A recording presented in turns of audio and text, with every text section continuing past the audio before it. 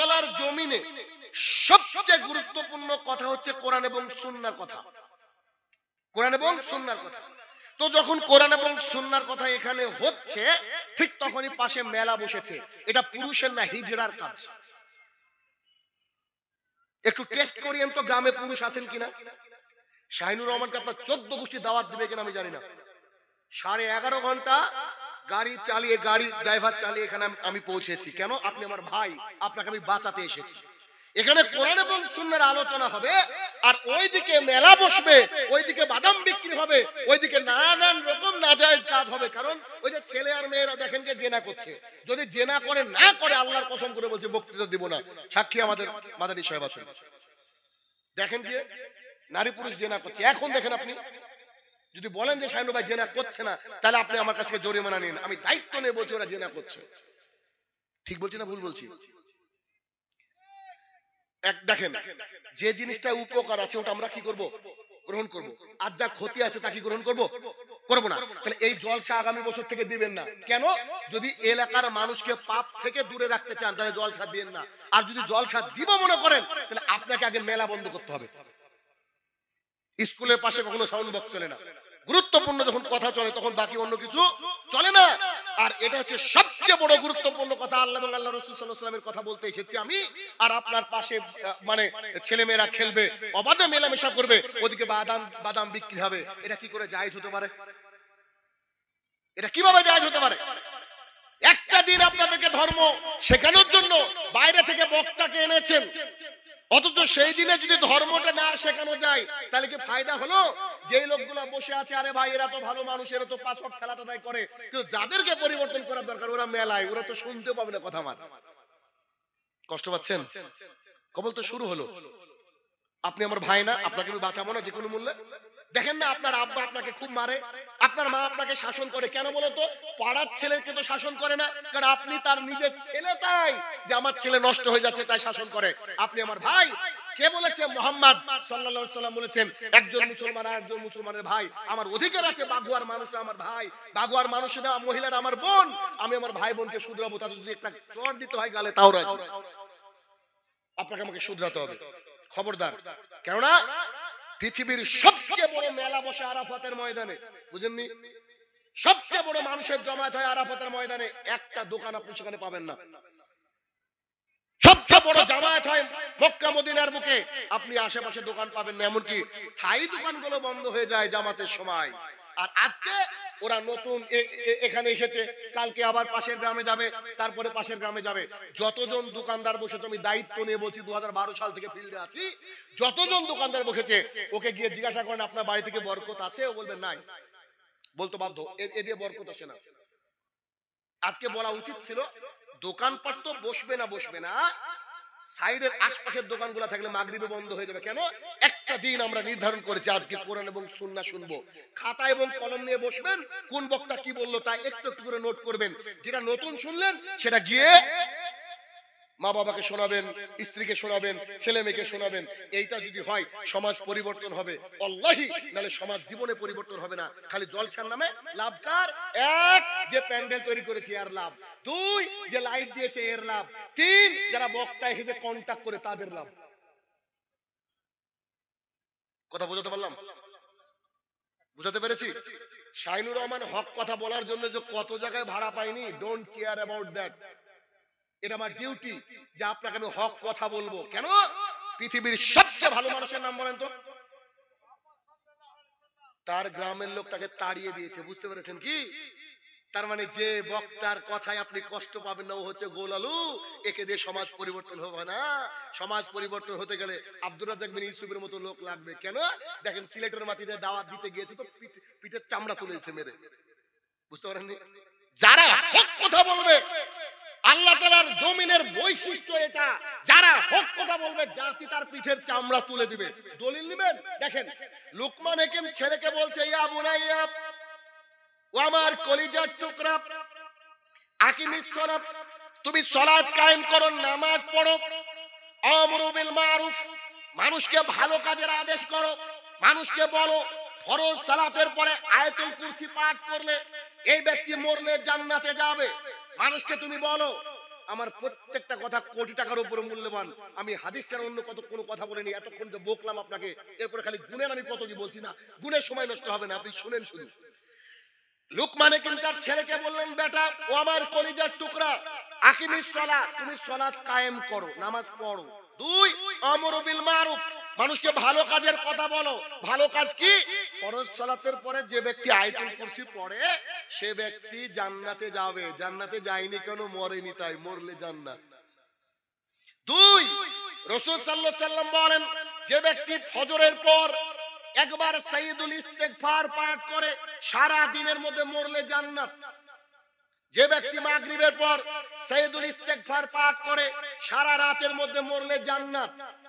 রাসূল সাল্লাল্লাহু আলাইহি সাল্লাম বলেন, যেই ব্যক্তি দিনে 10 বার কুল হুয়াল্লাহু আহাদ পাঠ করবে, আল্লাহ সুবহানাহু ওয়া তাআলা জান্নাতের মধ্যখানে তার জন্য একটা ঘর নির্মাণ করবে। আয়েশা রাদিয়াল্লাহু তাআলা আনহা বলেন, রাসূল সাল্লাল্লাহু আলাইহি সাল্লাম বলেছেন, শোনো, তোমরা বেশি আমিন বলো, সালাতের মধ্যে আমিন বলো। তোমাদের আমিন, ফেরেশতার আমিন আর ইমামের আমিন যদি একসাথে মিশে যায়, তোমার পাপ যদি সমুদ্রের ফেনা পরিমাণ হয়, আল্লাহ তাআলা ধুয়ে মুছে সাফ করে দিবেন। আবু হুরায়রা রাদিয়াল্লাহু তাআলা আনহু বলেন, রাসূল সাল্লাল্লাহু আলাইহি সাল্লাম বলেছেন, যেই ব্যক্তি সালাত আদায় করার সময় কাঁধে কাঁধ পায়ে পা মিলিয়ে সালাত আদায় করলো, আল্লাহ তাআলা প্রতিশ্রুতি দিয়েছে তার জন্য জান্নাতে ঘর নির্মাণ করবে। হে আমার কলিজার টুকরা বেটা, তুমি ভালো কাজের উপদেশ মানুষকে দাও। অনহানিল মুনকার, মানুষকে বলো অন্যায় কাজ থেকে যেন দূরে থাকে। মানুষকে বলো পান বিড়ি জর্দা গুল সিগারেট খৈনি এগুলো টোটাল হারাম, এগুলা খেলে ইবাদত কবুল হওয়ার চান্স নাই বললেই চলে, অতএব এগুলা থেকে নিষেধ থাকো। মানুষকে তুমি বলো ক্যারাম বোর্ড খেলা, পাশা খেলা, লুডু খেলা, ফ্রি ফায়ার খেলা, পাবজি খেলা, যেগুলোতে শরীর চর্চা নাই, এই খেলা যে খেললো, আবু দাউদের হাদিস, সেই ব্যক্তি যেন শুয়োরের চর্বির মধ্যে তার হাতটাকে ডুবিয়ে দিল। মানুষকে তুমি বলো, এই মহিলারা শোনো, তোমরা বাড়ির মধ্যে থাকো, খবরদার জাহালাতের যুগের মতো নিজেকে দেখিয়ে বেরিয়েও না। মানুষকে তুমি বলো যে তুমি ভিক্ষা করে খাও, তবুও বন্ধনে যেন টাকা তুমি নিও না, এ কথা মানুষকে তুমি বলো। এতদূর যখন লুকমান হাকিম ছেলেকে বলছে, সূরা লুকমানের আয়াত, ছেলেকে বলছে, দেখেন, এক, বেটা তুমি সালাত আদায় করো। দুই, মানুষকে ভালো কাজের উপদেশ দাও।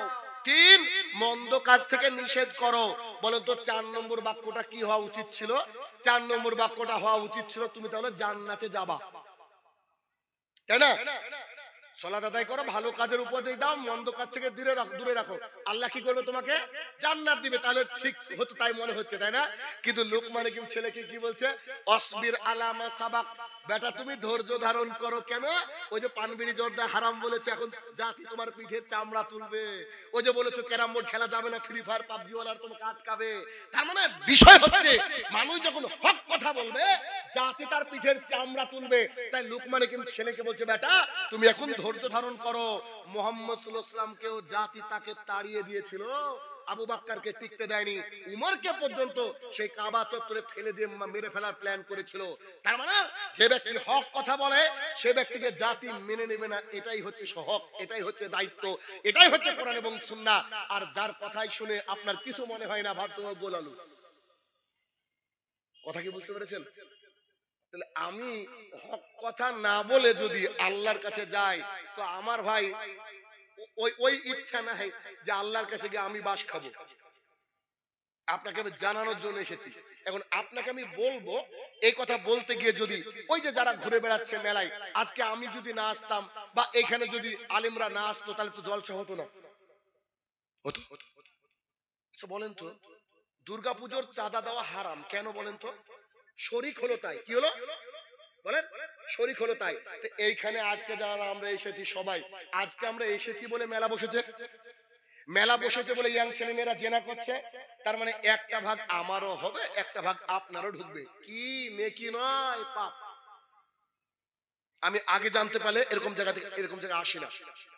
এত বড় মেলা বসেছে, আমি তাজ্জব হয়ে গেছি। আমি ভাবছি মানে কালী পুজোর এটা প্যান্ডেল, বিশ্বাস করেন শুরুতে ঢুকতে গিয়ে ভাবছি বোধহয় অন্য জায়গায়, এখন তো কালী পুজোর প্যান্ডেল চলছে।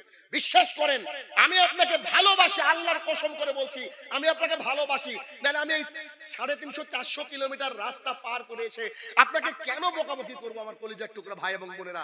আমি বলছি আপনার সন্তান যখন পাপ করবে ওই পাপের একটা অ্যাকাউন্ট আপনার ঢুকবে, আপনি তো নিজের পাপই নিতে পারি না, পরের পাপ নিয়ে জান্নাতে যাওয়ার আশা করা যায় কি?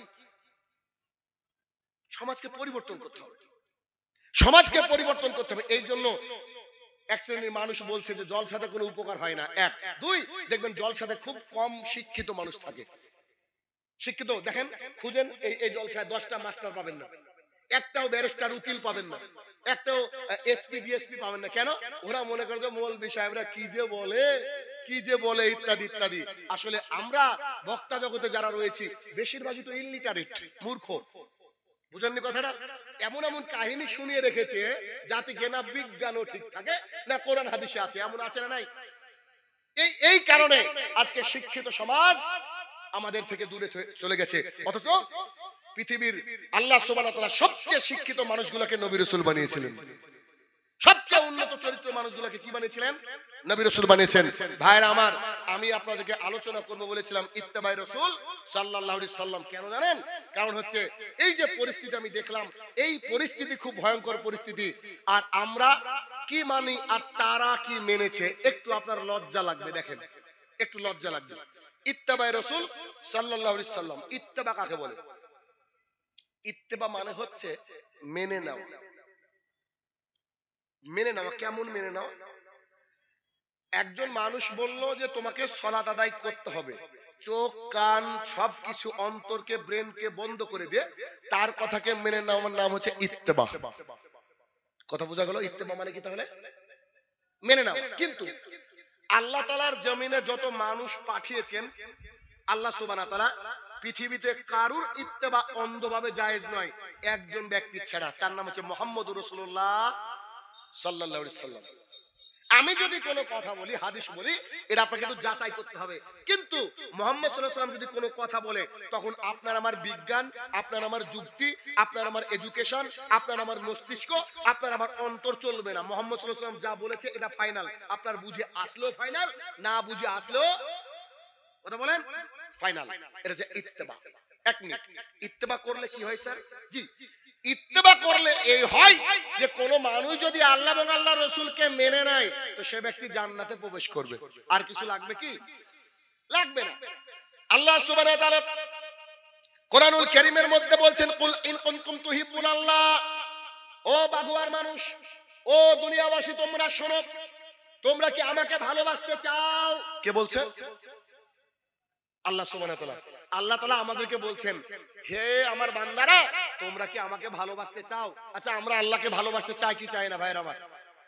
একটু আওয়াজ দিতে হবে, চাই না? অবশ্যই চাই। আমরা আল্লাহকে ভালোবাসতে চাই। আল্লাহ তাআলা কি বলছে দেখেন, আল্লাহ তাআলা বলছে ফাত্তাবিউনি, আমার নবীকে মেনে নাও। কি করো? নবীকে মেনে নেওয়া মানে 12ই রবিউল আওয়ালে কিছু গাড়ি বেরিয়ে আই লাভ মুহাম্মদ সাল্লাল্লাহু আলাইহি ওয়াসাল্লাম বলা বাটপারি, এটা ভালোবাসা নয়। আই লাভ মুহাম্মদ সাল্লাল্লাহু আলাইহি ওয়াসাল্লাম ফেসবুকে পোস্ট করে দিয়েছে, বেচারা একদিনও ফজরে যায় না, ইদু মিয়া মানে 2 ঈদে নামাজ পড়ে, কেউ কেউ শুকুর আলী মানে জুমার দিনে নামাজ পড়ে। আচ্ছা না নাই? এই লোক কি মুহাম্মদ সাল্লাল্লাহু আলাইহি ওয়াসাল্লামকে ভালোবাসে? ভালোবাসে না। আচ্ছা, তাহলে মুহাম্মদ সাল্লাল্লাহু আলাইহি ওয়াসাল্লামকে মেনে নিতে হবে সব বিষয়ে, সব বিষয়ে। যদি মেনে নেওয়া হয়, আল্লাহ তাআলা বলছে শোনো, তোমরা আমাকে ভালোবাসতে চাও, নবীকে মেনে নাও, আমাকে ভালোবাসা লাগবে না। ওয়াইবুকুমুল্লাহ, আমি আল্লাহ সুবহানাহু ওয়া তাআলা তোমাদেরকে ভালোবাসবো। আর আমি আল্লাহ যখন তোমাদেরকে ভালোবাসবো, আমি আল্লাহ সুবহানাহু ওয়া তাআলা তোমাদের পেছনের গুনাহ খাতা সব ক্ষমা করে দেব। এক মিনিট, মুহাম্মদ সাল্লাল্লাহু আলাইহি ওয়াসাল্লামকে ভালোবাসলে কে ভালোবাসবে আমাদেরকে? আল্লাহ। আল্লাহ ভালোবাসলে আল্লাহ কি বললেন?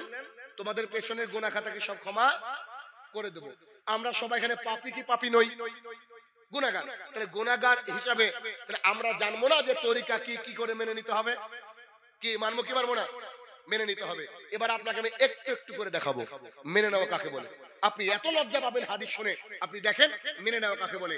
এই যে এত বড় মেলা বসিয়েছেন, এই যে মেয়ের ছেলেরা একেবারে মিঙ্গেল হয়ে চলছে, এটা যে জায়েজ নয়, এগুলো যে বৈধ নয়। ওদিকে লোক, এত লোক, এই প্যান্ডেলের তলায় যদি লোক আসে, ওখানকার 1 ভাগ লোক আটবে না, ওদের এই প্যান্ডেলটা লোড হয়ে যাবে। যাবে কি যাবে না? তাহলে চিন্তা করেন। অথচ এইখানে লোক নাই, লোক হচ্ছে ওইদিকে। অথচ আপনারা আয়োজন করেছেন, কত কষ্ট করে বেচারারা আয়োজন করলো। আল্লাহর কাছে দোয়া হচ্ছে, আল্লাহ খবরদার তুমি বৃষ্টি দিও না। আল্লাহর কাছে মোনাজাত করেছেন কি করেছেন না? তাহলে চিন্তা করেন কত আয়োজন, একটা বছরে একবার দিনের আপনারা প্রোগ্রাম করেন, তাহলে কি চিন্তা আপনার। অথচ যার জন্য প্রোগ্রাম করেছেন সেই নাই, সে কোন হাদিস নাই। আপনাকে একটা একটা করে হাদিস বলবো। ইত্তেবা কাকে বলে, মেনে নেওয়া কাকে বলে, মেনে নেওয়াটা দেখেন। একটা হাদিস যদি বাড়িতে নিয়ে যেতে পারেন জীবন ধন্য। যে কোনো একটা হাদিস। এক, নাফে বলেন, নাফে বলেন আব্দুল্লাহ ইবনে উমর রাদিয়াল্লাহু তাআলা আনহু এবং মুহাম্মদ সাল্লাল্লাহু আলাইহি সাল্লাম মদিনার মসজিদে ঢুকছিলেন। আমাদের মসজিদগুলো ছোট, তাই একটা বা দুটো গেট থাকে। মদিনার মসজিদটা অনেক বড় মসজিদ, যেখানে ভেতর আর বাইরে মিলে প্রায় 15 লক্ষ মানুষ এক জামাতে নামাজ পড়তে পারে। সে মসজিদ কত ছোট, বুঝতে পেরেছেন? বুঝছেন না? বহুদিন নামাজ পড়েছি তো, আল্লাহ সৌভাগ্য দিয়েছে অনেক বছর থাকার আরবে, দেখেছি কোনা কোনা, আলহামদুলিল্লাহ। তো রাসূলুল্লাহ সাল্লাল্লাহু আলাইহি সাল্লাম আর ইবনে উমর রাদিয়াল্লাহু তাআলা আনহু দুজন মসজিদুল নববীতে ঢুকছেন। মসজিদুল নববী মানে যেই মসজিদে রাসূল সাল্লাল্লাহু আলাইহি ওয়াসাল্লামের কবর রয়েছে, মানে মসজিদের আন্ডারে মনে হবে কিন্তু বাইরে, যেখানে রয়েছে ওই যে বাইরে জান্নাতুল বাকি বলে না মানুষ, এটা ভুল কথা, ওটার নাম জান্নাতুল বাকি নয়, বাকিউল গারকাদ। কারণ জান্নাতুল বাকি বলা জায়েজ নয়, মানুষ বলে আনন্দে বলে, ওরা সাহাবী মানে জান্নাতে যাবে এরকম একটা ব্যাপার। পাপী যে ব্যক্তি, সে ব্যক্তি কি জান্নাতে যেতে পারে? আচ্ছা দেখেন তো, রাসূলুল্লাহ সাল্লাল্লাহু আলাইহি সাল্লাম আর ইবনে উমর রাদিয়াল্লাহু তাআলা আনহু মসজিদের মধ্যে প্রবেশ করছিলেন। তো যখন প্রবেশ করছিলেন, নাফে বলেন মুহাম্মদ সাল্লাল্লাহু আলাইহি সাল্লাম বলছেন, ইবনে উমর, জি আল্লাহ রাসূল সাল্লাল্লাহু আলাইহি সাল্লাম বলেন, এই যে গেটটা দেখছো না, একটা গেটের দিকে আঙ্গুল দিয়ে ইশারা করছেন, দিয়ে বলছে এই যে গেটটা দেখছো না, আমার মনে বড় শখ জানো, এই গেটটা দিয়ে শুধুমাত্র যদি মহিলারা প্রবেশ করত। ভালো করে শুনবেন আমার একটা কথা। রাসূলুল্লাহ সাল্লাল্লাহু আলাইহি সাল্লাম কাকে বলছেন? আব্দুল্লাহ ইবনে উমর রাদিয়াল্লাহু তাআলা আনহুকে বলছেন, এই যে গেটটা দেখছো না, আমার মনের ইচ্ছা এই গেটটা যদি খাস মহিলারাই ব্যবহার করত, পুরুষে ব্যবহার করত না, তাহলে কতই না সুন্দর হতো। আমি বলছি বাঘোয়ার মানুষ আমার ভাই এবং বোনেরা যদি সামনে বছর এখানে জলসা করে, মেলা বসতে না দেয়, কতই না সুন্দর হতো। বলতে পারি আমি। আমার এই কথাকে যদি মেনে নেন তো আলহামদুলিল্লাহ, ঠিক না? আর যদি মনে যায় না ওকে ডাকবো না, অন্য বক্তা ডাকবো, কিন্তু মেলা আমাদের থাকা চাই। বছরে একবার জলসা, ছেলে মেয়ে একটু জেনে না করলে ভালো লাগে নাকি? করতে পারে। বাক্যটা শোনেন, আমি যে হাদিসগুলো সিলেকশন করেছি বলবো হিসাবে, আল্লাহু আকবার, কি দিয়ে বুঝাবো হাদিসগুলোর মূল্য কি দেখেন। যখন তিনি এই বাক্য বললেন যে আমার মনের ইচ্ছা এই গেটটা যদি মহিলাদের জন্য বরাদ্দ হতো। আচ্ছা, রাসূল সাল্লাল্লাহু আলাইহি ওয়াসাল্লাম কি মহিলাদের জন্য গেটটা বরাদ্দ করেছেন? তিনি কি আদেশ দিয়েছেন? তিনি কি বলেছেন যে আজকের পর থেকে পুরুষরা ঢুকবে না বলেছেন? কিছুই বলেননি। শুধু বলেছেন যদি এই গেটটা মহিলাদের জন্য থাকতো, কতই না বলেন সুন্দর হতো। নাফের কথা শুনেন, নাফে বলছেন আমি খেয়াল করেছি আব্দুল্লাহ ইবনে উমর রাদিয়াল্লাহু তাআলা আনহুকে মারা যাওয়ার আগ পর্যন্ত তিনি এই গেট দিয়ে প্রবেশ করেননি। সুবহানাল্লাহ। এখন বলবেন না বাড়িতে গিয়ে বলবেন? বুঝতে পারেননি কত বড় কথা? আল্লাহু আকবার। আপনি চিন্তা করতে পেরেছেন? শুধু রাসূল সাল্লাল্লাহু আলাইহি সাল্লাম বলেছেন যদি এই গেটটা মহিলাদের জন্য থাকতো, এতটুকু কথা বলেছেন। নাফে বলেন আল্লাহর কসম করে বলছি, আমি আব্দুল্লাহ ইবনে উমর রাদিয়াল্লাহু তাআলা আনহুকে খেয়াল করেছি, তিনি মারা যাওয়ার আগ পর্যন্ত ওই গেটের দিকে তাকিয়ে দেখেননি, ওই গেটের মধ্যে প্রবেশ করেননি। এর অর্থ হচ্ছে রাসূলুল্লাহ সাল্লাল্লাহু আলাইহি সাল্লামকে কতটা মেনে নিলে, কতটা তার কথার উপরে গুরুত্ব দিলে, কতটা ভালোবাসলে একজন ব্যক্তি এভাবে মেনে নিতে পারে। কিন্তু আমি আপনি যারা বসে আছি দিন রাত শুনছি রাসূল সাল্লাল্লাহু আলাইহি সাল্লাম বলেছে এফাউল্লাহা, দাড়িটাকে ছেড়ে দাও, ওয়াসুস সারে, গোফটাকে ছাটো। তারপরেও সকালে উঠে আমরা দাড়ি চাচ্ছি, বলছি যে আমরা নাকি মুসলমান। আমার তাজ্জব লাগে আপনার গাল দেখে, আপনার ডিসিশন দেখে আমি অবাক হয়ে যাই। আল্লাহ রাসূল সাল্লাল্লাহু আলাইহি ওয়াসাল্লাম বলছে ফাউল্লাহ, দাড়িটা ছেড়ে দাও, আর আপনি বলছেন আমি দাড়ি চাচবো। অথচ ইবনে উমার শুধু খোয়াইশ শুনে তিনি আর ওইদিকে তাকাননি। কি দিয়ে বুঝাবো আপনাকে বলেন? কি দিয়ে বুঝাবো আপনাকে আমি? আপনি কি করলে বুঝবেন আপনি আমার ভাই, আপনি আমার কলিজার টুকরা, আপনাকে নিয়ে জান্নাতে যাবো ইনশাআল্লাহ, এটা আমার টার্গেট। আপনি বুঝার চেষ্টা করেন। রাসূল সাল্লাল্লাহু আলাইহি সাল্লাম যখন কোন কথা বলবে, ওই কথার বিপরীতে একটা কথা চলবে না। আপনার আমার যুক্তি চলবে না, আপনার আমার ইজম চলবে না, আপনার আমার মতামত চলবে না, নিশ্চিত চলবে না। যদি চলে মতামত, তাহলে অন্তত পক্ষে আপনি আহলুল হাদিস নন। আহলুল হাদিস মানে কি? পৃথিবীতে যেখানে যারা মানুষের রচিত বিধানকে পায়ের তলে দললে মুছলে কোরআন এবং সুন্নাহকে মেনে নেয়, এর নাম হচ্ছে আহলুল হাদিস। তার মানে আহলুল হাদিস কোন দল বা মতের নাম নয়। আহলুল হাদিস হচ্ছে কোরআন এবং সুন্নাহর অনুসারী। আপনি আজকে শুনলেন, আজকের পর থেকে পুরুষেরা দাড়ি চাচতে পারবেন না। আজকের পর থেকে পুরুষেরা দাড়ি কেটে ছোট করতে পারবেন না। কেন? আপনাকে আমি হাদিস বলেছি, আপনার ইমাম আপনাকে বলেছে দাড়ি রাখা সুন্নাত, আমি বলবো ও দিন বুঝতে পারেনি, দাড়ি রাখা যে ওয়াজিব তথা ফরজ। জিজ্ঞাসা করেন বিজ্ঞ মানুষ আছে। কারণ যারা মাদ্রাসার ছাত্র আছে তাদেরকে জিজ্ঞাসা করবেন, আমার আনি দিয়ে যদি কোনো হাদিস বর্ণনা হয় সেটা ওয়াজিব হয় মিনিমাম। ওয়াজিব মানে ফরজ, ওয়াজিব আর ফরজের এমন কোনো তফাৎ নাই। পুরুষের গাল চাচা থাকবে না, এটাই সত্য কথা।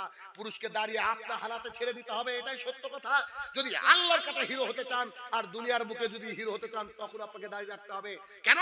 রাসূল সাল্লাল্লাহু আলাইহি ওয়াসাল্লাম আপনাকে নির্দেশ দিয়েছেন, আপনার সাহস হয় কি করে? আল্লাহ রাসূল সাল্লাল্লাহু আলাইহি ওয়াসাল্লাম বলেছেন, ওই ব্যক্তির দিকে আল্লাহ সুবহানাহু ওয়া তাআলা কিয়ামতের মাঠে তাকাবেন না, তাকে মুক্ত করবেন না, যার জুব্বা, যার লুঙ্গি, যার পায়জামা, যার প্যান্ট টাকনুর নিচে যায়। মুসলিম শরীফ হাদিস নম্বর 195, 195। আপনি 1 কোটি টাকা দিয়ে জুব্বা বানাতে পারেন, 1 কোটি টাকা দিয়ে লুঙ্গি কিনতে পারেন, 1 কোটি টাকা দিয়ে জিন্সের প্যান্ট কিনতে পারেন, কিন্তু আপনার ক্ষমতা নাই, আপনি টাকনুর নিচে পড়বেন। কেন? আল্লাহ রাসূল সাল্লাল্লাহু আলাইহি ওয়াসাল্লাম নিষেধ করেছেন, মানে আপনাকে অবশ্যই টাকনুর উপরে প্যান্ট পরতে হবে যে কোনো মূল্যে। এর নাম হচ্ছে ইত্তেবায়ে রাসূল সাল্লাল্লাহু আলাইহি সাল্লাম। মানতে আপনি বাধ্য, আপনি মানতে বাধ্য, নিশ্চিত আপনাকে মেনে নিতে হবে, নাহলে আপনি মানতে বাধ্য। দেখেন আপনাকে আমি এক এক করে দেখাই, একটু দেখেন। খাইবারের যুদ্ধ চলছে, তুমুল যুদ্ধ। সাহাবায়ে কেরামের খিদে লেগেছে প্রচন্ড, খাবার নাই অনেক দিন যাবত। আল্লাহ সুবহানাহু ওয়া তাআলা সাহাবায়ে কেরামকে পৃথিবীর সবচেয়ে সেরা পরীক্ষার মধ্যে ফেলেছিলেন।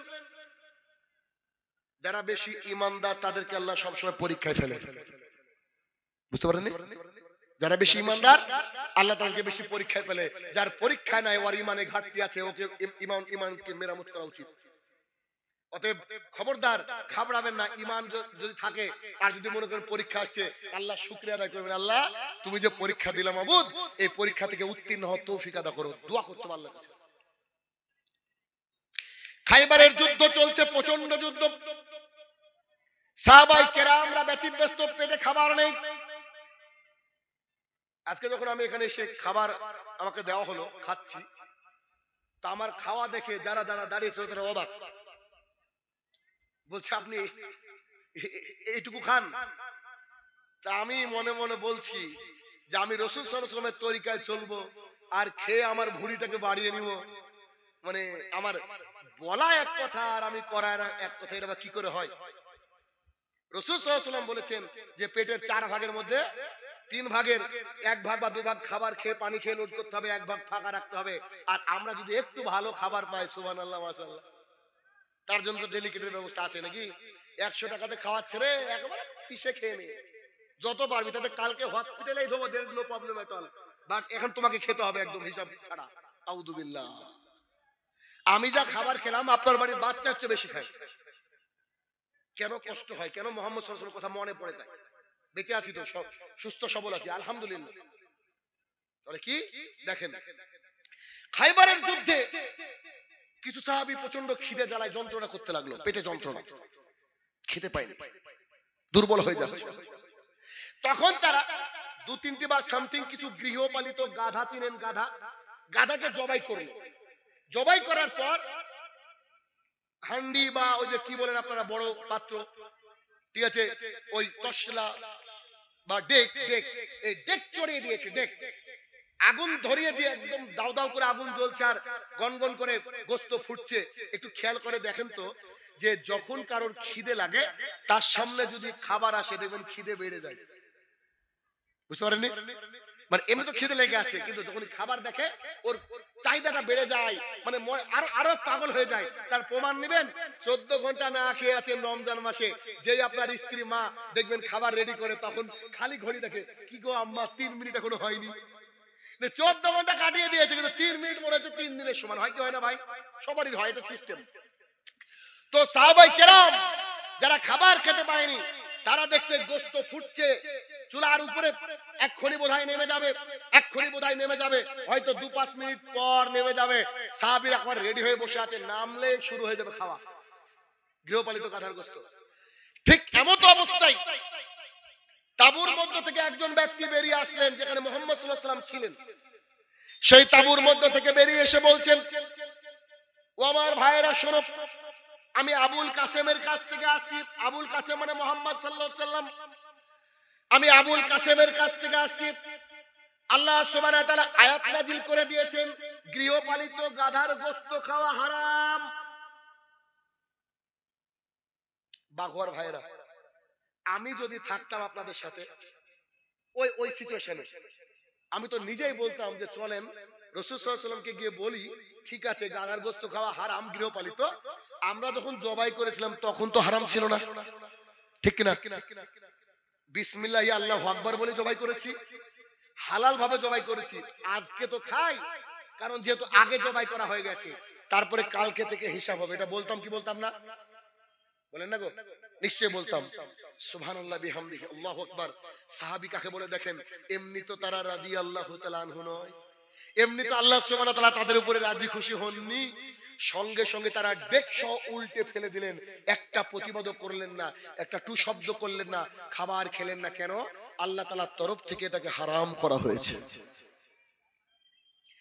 দিন রাত আলেম ওলামায়ে দ্বীন বলছে যে পান বিড়ি জর্দা গুল সিগারেট চলবে না, বন্ধন লোন চলবে না, গ্রুপ লোন চলবে না। মুখের ফেনা উঠে গিয়েছে, কিসের কি? মুদিখানার দোকান থেকে এখনো পান বিড়ি জর্দা উঠেনি। উঠেছে? ওই সাহাবী জান্নাতে যাবে না তো বাঘোয়ার লোক যাবে নাকি জান্নাতে? জান্নাত মামুর বাড়ির আবদার নয়, জান্নাত আপনার পার্টির দলের নেতার নয়, জান্নাত আল্লাহ সুবহানাহু ওয়া তাআলার। এই জন্য রাসূল সাল্লাল্লাহু আলাইহি ওয়াসাল্লাম বলছেন, মানে আতানি, যে আমাকে মেনে নিল সেই ব্যক্তি দেখালাল জান্নাত, সে ব্যক্তি জান্নাতে গেল। আল্লাহ এবং আল্লাহর রাসূলকে মেনে নিতে হবে। আল্লাহ এবং আল্লাহর রাসূলের বাইরে যদি কোনো ব্যক্তি মানার, অন্য কিছু মানার চেষ্টা করে, সে ব্যক্তি জান্নাতে যাবে না। আপনাকে চেষ্টা করতে হবে মেনে নেওয়া। চেষ্টা মানে কোন গতিতে চেষ্টা করতে হবে, আপনাকে যদি আমি কয়েকটা উদাহরণ দিতে বুঝতে পারবেন। দেখেন, আমি যে এলাকা থেকে আসছি, সে এলাকা যে উঁচু টুপি বালাদের এলাকা। উঁচু টুপি চিনেন? ওদেরকে কি বলা হয়? বেরেলি। দেওবন্দি বেরেলি চিনেন না? তো আমি যখন সৌদি আরবে গেলাম, সৌদি আরব থেকে এসে যখন আমি দিনের দাওয়াত দিতে শুরু করলাম, বুকে হাত বেঁধে জোরে আমিন বলা শুরু করলাম, গোটা গ্রামের মানুষ আমাকে বয়কট করেছে। কষ্ট করে দিন ইসলাম পেয়েছি। যখন বুঝলাম যে আহলুল হাদিস কাকে বলে, তো তখন যখন দিন ইসলামকে প্রচার করতে শুরু করলাম, গোটা এলাকার মানুষ আমার মসজিদ যেটা তৈরি করেছি, এই মসজিদকে ঘুরিয়ে ভেঙে দেওয়ার জন্য মার্চ পিটিশন করেছে। কিন্তু আল্লাহ তাআলা বলেছে, আমি যাকে সাহায্য করি, গোটা পৃথিবীর সবাই মিলে যদি ক্ষতি করার চেষ্টা করে, ক্ষতি করতে পারবে না। আমি এটার উপরে বিশ্বাস রেখে আমি আল্লাহর কাছে দোয়া করেছি, আল্লাহ মসজিদকে রেখেছে অক্ষুণ্ণ। তো আমি ভাবলাম যে আমরা তো হানাফি এলাকার মানুষ, আহলুল হাদিসের কোন ব্যক্তিকে যখন দেখবো আমার কলিজাটা একদম সুন্দর প্রশস্ত হয়ে যাবে। যত আস্তে আস্তে আহলুল হাদিসের ব্যক্তিকে দেখলাম, আমারই যেন লজ্জা লাগে। ওই যে আহলুল হাদিস মানে কি, এখন বুকে হাত বাঁধার আমিন বলে, এটুকু আহলুল হাদিস। আরে দাড়ি চাচা লোককে আহলে হাদিস হতে পারে? পারে? বলেন পারে কি? ইম্পসিবল। কেন বলেন তো? এবার একটা কল শুনেন, তারপরে ওই বাক্যে যাচ্ছি। ইমাম শাফি রহমতুল্লাহ আলাইহি বলেন, যে আমি যখন কোন আহলুল হাদিসের ব্যক্তিকে দেখি, আমি যেন স্বয়ং নবী করিম সাল্লাল্লাহু আলাইহি সাল্লামকে দেখলাম। রাসূল সাল্লাল্লাহু আলাইহি ওয়াসাল্লামের মুখে তো দাড়ি ছিল না, টাকনুর নিচে প্যান্ট পরতো, তাই না? তো কি করে আপনি দাবি করেন আপনি আহলুল হাদিস? কি করে দাবি করেন আপনি সহি তরিকার লোক? হ্যাঁ, আমার ড্রাইভার পর্যন্ত বলে যে বর্তমান জামানার এই যে কিছু তথাকথিত আহলে হাদিস, এরা হানাফির চেয়েও খারাপ। বাস্তব এটা, এটা বাস্তবতা। আহলুল হাদিস কাকে বলে? শাহিনুর রহমানকে দেখেন কিভাবে। একটু, আমি যে গ্রামের মানুষ সে গ্রামে বিয়ে করেছি। তা আমার স্ত্রী বাড়ির থেকে গিয়েছে, ছোট বাটন ফোন থাকে না, যে ছোট ফোন, ফোন সুইচ টিপা, ওটাকে নিয়ে গিয়েছে ওর দাদার বাড়ি। তো দাদার বাড়ি ওই পাড়াই, বড় মসজিদের সামনে, যে মসজিদ থেকে আমি শাহিনুর রহমানকে বের করে দিয়েছে আমিন বলার কারণে, পায়ে পা লাগানোর কারণে, দোয়া না করার কারণে, সম্মিলিত আমাকে বের করে দিয়েছে। আচ্ছা ঠিক আছে, আলহামদুলিল্লাহ, ওদের সহ্য হয়নি, বের করে দিয়েছে। ওদের বাপের মসজিদ, মসজিদ তো সবটার আল্লাহ না, কিছু ওদের বাপেরও আছে। তো আমাকে বের করে দিয়েছে। আমার স্ত্রী মোবাইলটা একটা ক্যারি ব্যাগের মধ্যে নিয়ে যাচ্ছিল, তো সম্ভবত তলাটা ফুটো ছিল ক্যারি ব্যাগের, পড়ে গেছে, বুঝতে পারিনি। তো আমার স্ত্রী মোবাইলটা হারিয়ে ফেলেছে। এখন ওই মসজিদের সামনে ওদের বাড়ি, এক কথা দু কথায় কি করে ওই মসজিদের মুয়াজ্জিনের কাছে এই শব্দ পৌঁছে গেছে। আমাকে অন্য মোবাইল থেকে ফোন করে বলছে, গো মোবাইলটা তো হারিয়ে গেছে। ফোন করে দেখলাম সুইচ অফ, মানে যে পেয়েছে সে দিবে না, সোজা কথা। তো ফোন তো সুইচ অফ ছিল না, বুঝেন কিনা, সুইচ অফ করে দিয়েছে। আমি বললাম আল্লাহ তাকে ক্ষমা করুক, সামান্য একটা 1000-1500 টাকা দামের মোবাইলের জন্য আমার ভাইটা দাঁড়িয়ে থাকবে কিয়ামতের মাঠে। এটা আমার বৈশিষ্ট্য, আমাকে কেউ গালি দিল, প্রথম বৈশিষ্ট্য আমি বলি আল্লাহ তাকে ক্ষমা করুক। এবার দেখেন, রাত্রিবেলা যখন ছেলেকে ঘুম পাড়াবো, আমরা ঘুমাবো, তো মশারি টাঙান আপনারা, মশারি, মশা তো আছে এলাকাতে না, তো মশারি টাঙাচ্ছি, হঠাৎ করে দেখছি ওই পাড়ার মসজিদ থেকে মাইকে বলছে, আসসালামু আলাইকুম, আমাদের এলাকায় শাহিনুর রহমানের একটি ছোট মোবাইল হারিয়ে গেছে, আপনারা যদি কেউ পেয়ে থাকেন তার বাড়িতে অথবা মসজিদে জমা করবেন। পরপর দুবার এই কথা বলল। যে তার কথা বলা শেষ, তখন আমি এরকম একটা আওয়াজে বলছি, হে আমার প্রতিপালক আল্লাহ, শাহিনুর রহমান যেন মোবাইলটা না পায়। আমি বলছি, এ কথা শুনছে আমার ছেলে, আমার স্ত্রী। তখন আমার স্ত্রী আমাকে ঘুরে বলছে, আরে পাগল, এটা তোমার মোবাইলের কথা বলছে। আমাকে বলছে আর কি, এভাবে কথা বলছে, আরে এটা তোমার মোবাইলের কথা বলছে, তুমি ভাবছো কোন শাহিনুর রহমান, আর এটা তোমার কথা বলছে। আমি বললাম যে ওরে পাগলি, ওই জন্য তো বদদুয়া করেছি। তখন বলছে মানে? আমি বললাম আমি 13 খানা হাদিস জানি যেখানে মুহাম্মদ সাল্লাল্লাহু আলাইহি ওয়াসাল্লাম বলেছে, যদি মসজিদ থেকে কোনো হারানো বস্তুর ঘোষণা দেওয়া হয় তুমি বদদুয়া করবা। ওইটা যদি শাহিনুর রহমান না, শাহিনুর রহমানের বাপের মোবাইল হতো, তাও আমি বদদুয়াই করতাম। কেন? রাসূলুল্লাহ সাল্লাল্লাহু আলাইহি ওয়াসাল্লাম বলেছেন বদদুয়া করতে হবে। কথা বুঝতে পেরেছেন? এর নাম হচ্ছে আহলুল হাদিস। নিজের উপরে বুলডোজার চলে যাক, তাও বদদুয়া আমাকে করতে হবে। কেন? মসজিদ থেকে কোনো হারানো বস্তুর ঘোষণা বলেন জায়েজ নয়। অথচ অনেক মসজিদ থেকে বলে যে অমকের বিড়ি খাওয়ার গ্যাস লাইটার হারিয়ে গিয়েছে গো, কেউ কি নিয়ে গিয়েছেন, এক জোড়া স্যান্ডেল হারিয়ে গিয়েছে, হয় কি হয় না? আস্তাগফিরুল্লাহ ওয়া আতুবু ইলাইহি। মেনে নেওয়া মানে মুহাম্মদ সাল্লাল্লাহু আলাইহি ওয়াসাল্লাম যা বলেছেন হুবহু মেনে নিতে হবে। এর বাইরে চললে জান্নাত পাওয়া মুশকিল হয়ে যাবে, জান্নাত পাওয়া মুশকিল হয়ে যাবে। আসুন, ইবনে উমর রাদিয়াল্লাহু তাআলা আনহু বলেন, আমার আব্বা উমর ইবনুল খাত্তাব রাদিয়াল্লাহু তাআলার একজন স্ত্রী ছিল, তার মানে তার মা ছিল। আসলে তার মা মানে তার মা নয়, কেননা যে জন্ম দেয় সেই তো আসলে মা। কিন্তু তৎকালীন সময় 4টে বিয়ে করার রেওয়াজ ছিল, আপনারা তো জানেন। তো উমর রাদিয়াল্লাহু তাআলার বেশ কয়েকজন স্ত্রী ছিল, তাদের মধ্যে একজন স্ত্রী ছিলেন, আর তার ছেলে ইবনে উমর রাদিয়াল্লাহু তাআলা বহু বড় পণ্ডিত মুহাদ্দিস মানুষ, তিনি হাদিস বর্ণনা করছেন। তার বর্ণনাটা শুনে একবার দেখেন তো। ইবনে উমর রাদিয়াল্লাহু তাআলা বলেন, আমার আব্বা উমর ইবনুল খাত্তাব রাদিয়াল্লাহু তাআলার একজন স্ত্রী ছিল। সেই স্ত্রী ফজরের সালাত আর ইশার সালাত মসজিদে গিয়ে আদায় করত। ফজরের সালাত আর ইশার সালাত মসজিদে গিয়ে আদায় করত। কিন্তু আমার আব্বা উমর তার উপরে ক্ষেপে যেত। তার উপরে কি করত? ক্ষেপে যেত। আচ্ছা এখানে একটু বলে রাখি, খেপেছে তো এই কারণে, মদিনার বুকে যখন সালাত শুরু করলো, তো সেই সময় যখন ফজরের নামাজে যাচ্ছিল মহিলারা, এক দুষ্কৃতী, এক অসভ্য একটা লোক একজন নারীকে মুখের উপরে চাদর ফেলে তাকে পাশে নিয়ে গিয়ে তার সাথে কুকর্মে লিপ্ত হয়েছিল। মানে মহিলাদের মসজিদে যাওয়াটা ডেঞ্জারাস ছিল ওই মুহূর্তে, ওই দিনের কথা বলছি। তো উমর ইবনে খাত্তাব রাদিয়াল্লাহু আনহু মন থেকে চাইতেন যে আমার স্ত্রীকে যেন কেউ হামলা না করে, তার জন্য তিনি পছন্দ করতেন না যে আমার স্ত্রী ফজরে আর এশার সময় মসজিদে যাক, জামাতে সালাত আদায় করুক। উমর ইবনে খাত্তাব রাদিয়াল্লাহু আনহু এটা পছন্দ করতেন না, তাই স্ত্রী পুরে মাঝে মাঝে রেগে যেতেন। এরকম দীর্ঘদিন চলার পরে একজন ব্যক্তি তাকে বলছে, উমর জি বলেন, আরে আপনার স্ত্রীর আপনার মসজিদে যাই ফজর আর ইশার সালাত আদায় করার জন্য জামাতে, তো আপনি পুরুষ মানুষ, আপনি আপনার স্ত্রীকে নিষেধ করলেই হয়। কথা তো সঠিক কথাই বলেছে, ঠিক না? আপনার স্ত্রীকে যদি নিষেধ করেন তো হয়ে গেল, অসুবিধা কি? এবার কথাটাকে নোট করবেন, আমি কোথায় ফোকাস করছি দেখেন। উমর ইবনে খাত্তাব রাদিয়াল্লাহু আনহু বলছে আমার অন্তর চায় না ও যাক, কিন্তু আমি নিষেধও করতে পারবো না। তো বলছে কেন? বলছে আল্লাহ সুবহানাহু ওয়া তাআলা কোরআনুল কারীমের মধ্যে বলছে আমার কোন বান্দা বান্দি যদি আমার ঘরে আসতে চায় তোমরা তাদেরকে নিষেধ করো না। কথা মনে হয় বুঝেননি? মানে ও আসলে অন্তর চাইছে না, কেন কেউ ধরে হামলা করে আজেবাজে কিছু করতে পারে এই, কিন্তু আল্লাহ যেখানে বলেছেন উমরের কেন পৃথিবীর কারুর নিষেধ করার ক্ষমতা নাই, তাহলে ইত্তেবা রাসূল সাল্লাল্লাহু আলাইহি ওয়াসাল্লাম কাকে বলে বুঝতে পেরেছেন? আমি কি বোঝাতে পারছি আপনাদেরকে ভাইয়ের আমার? ইত্তেবা রাসূল সাল্লাল্লাহু আলাইহি ওয়াসাল্লাম কাকে বলে একটু খেয়াল করে দেখেন। এটার নাম হচ্ছে রাসূল সাল্লাল্লাহু আলাইহি ওয়াসাল্লাম অনুসরণ। কিন্তু আমরা কি বুঝি কি এগুলা? বলেন, আমরা কি এগুলো বোঝার চেষ্টা করি মাঝে? জি জি জি, নিষেধ করেছেন। জি জি জি, মানে নিষেধ করেছেন যে মহিলারা আসবেই, আসবেই, কিছু করার নেই। এবার এই ক্ষেত্রে রাসূল সাল্লাল্লাহু আলাইহি ওয়াসাল্লাম যেটা বলেছেন তার বিপরীতে কথা বলার সাহস আমার উমরের নাই। আমার মন থেকে চাইছে না, কেন ওই যে দুর্ঘটনা ঘটতে পারে। কথা বুঝতে পেরেছেন?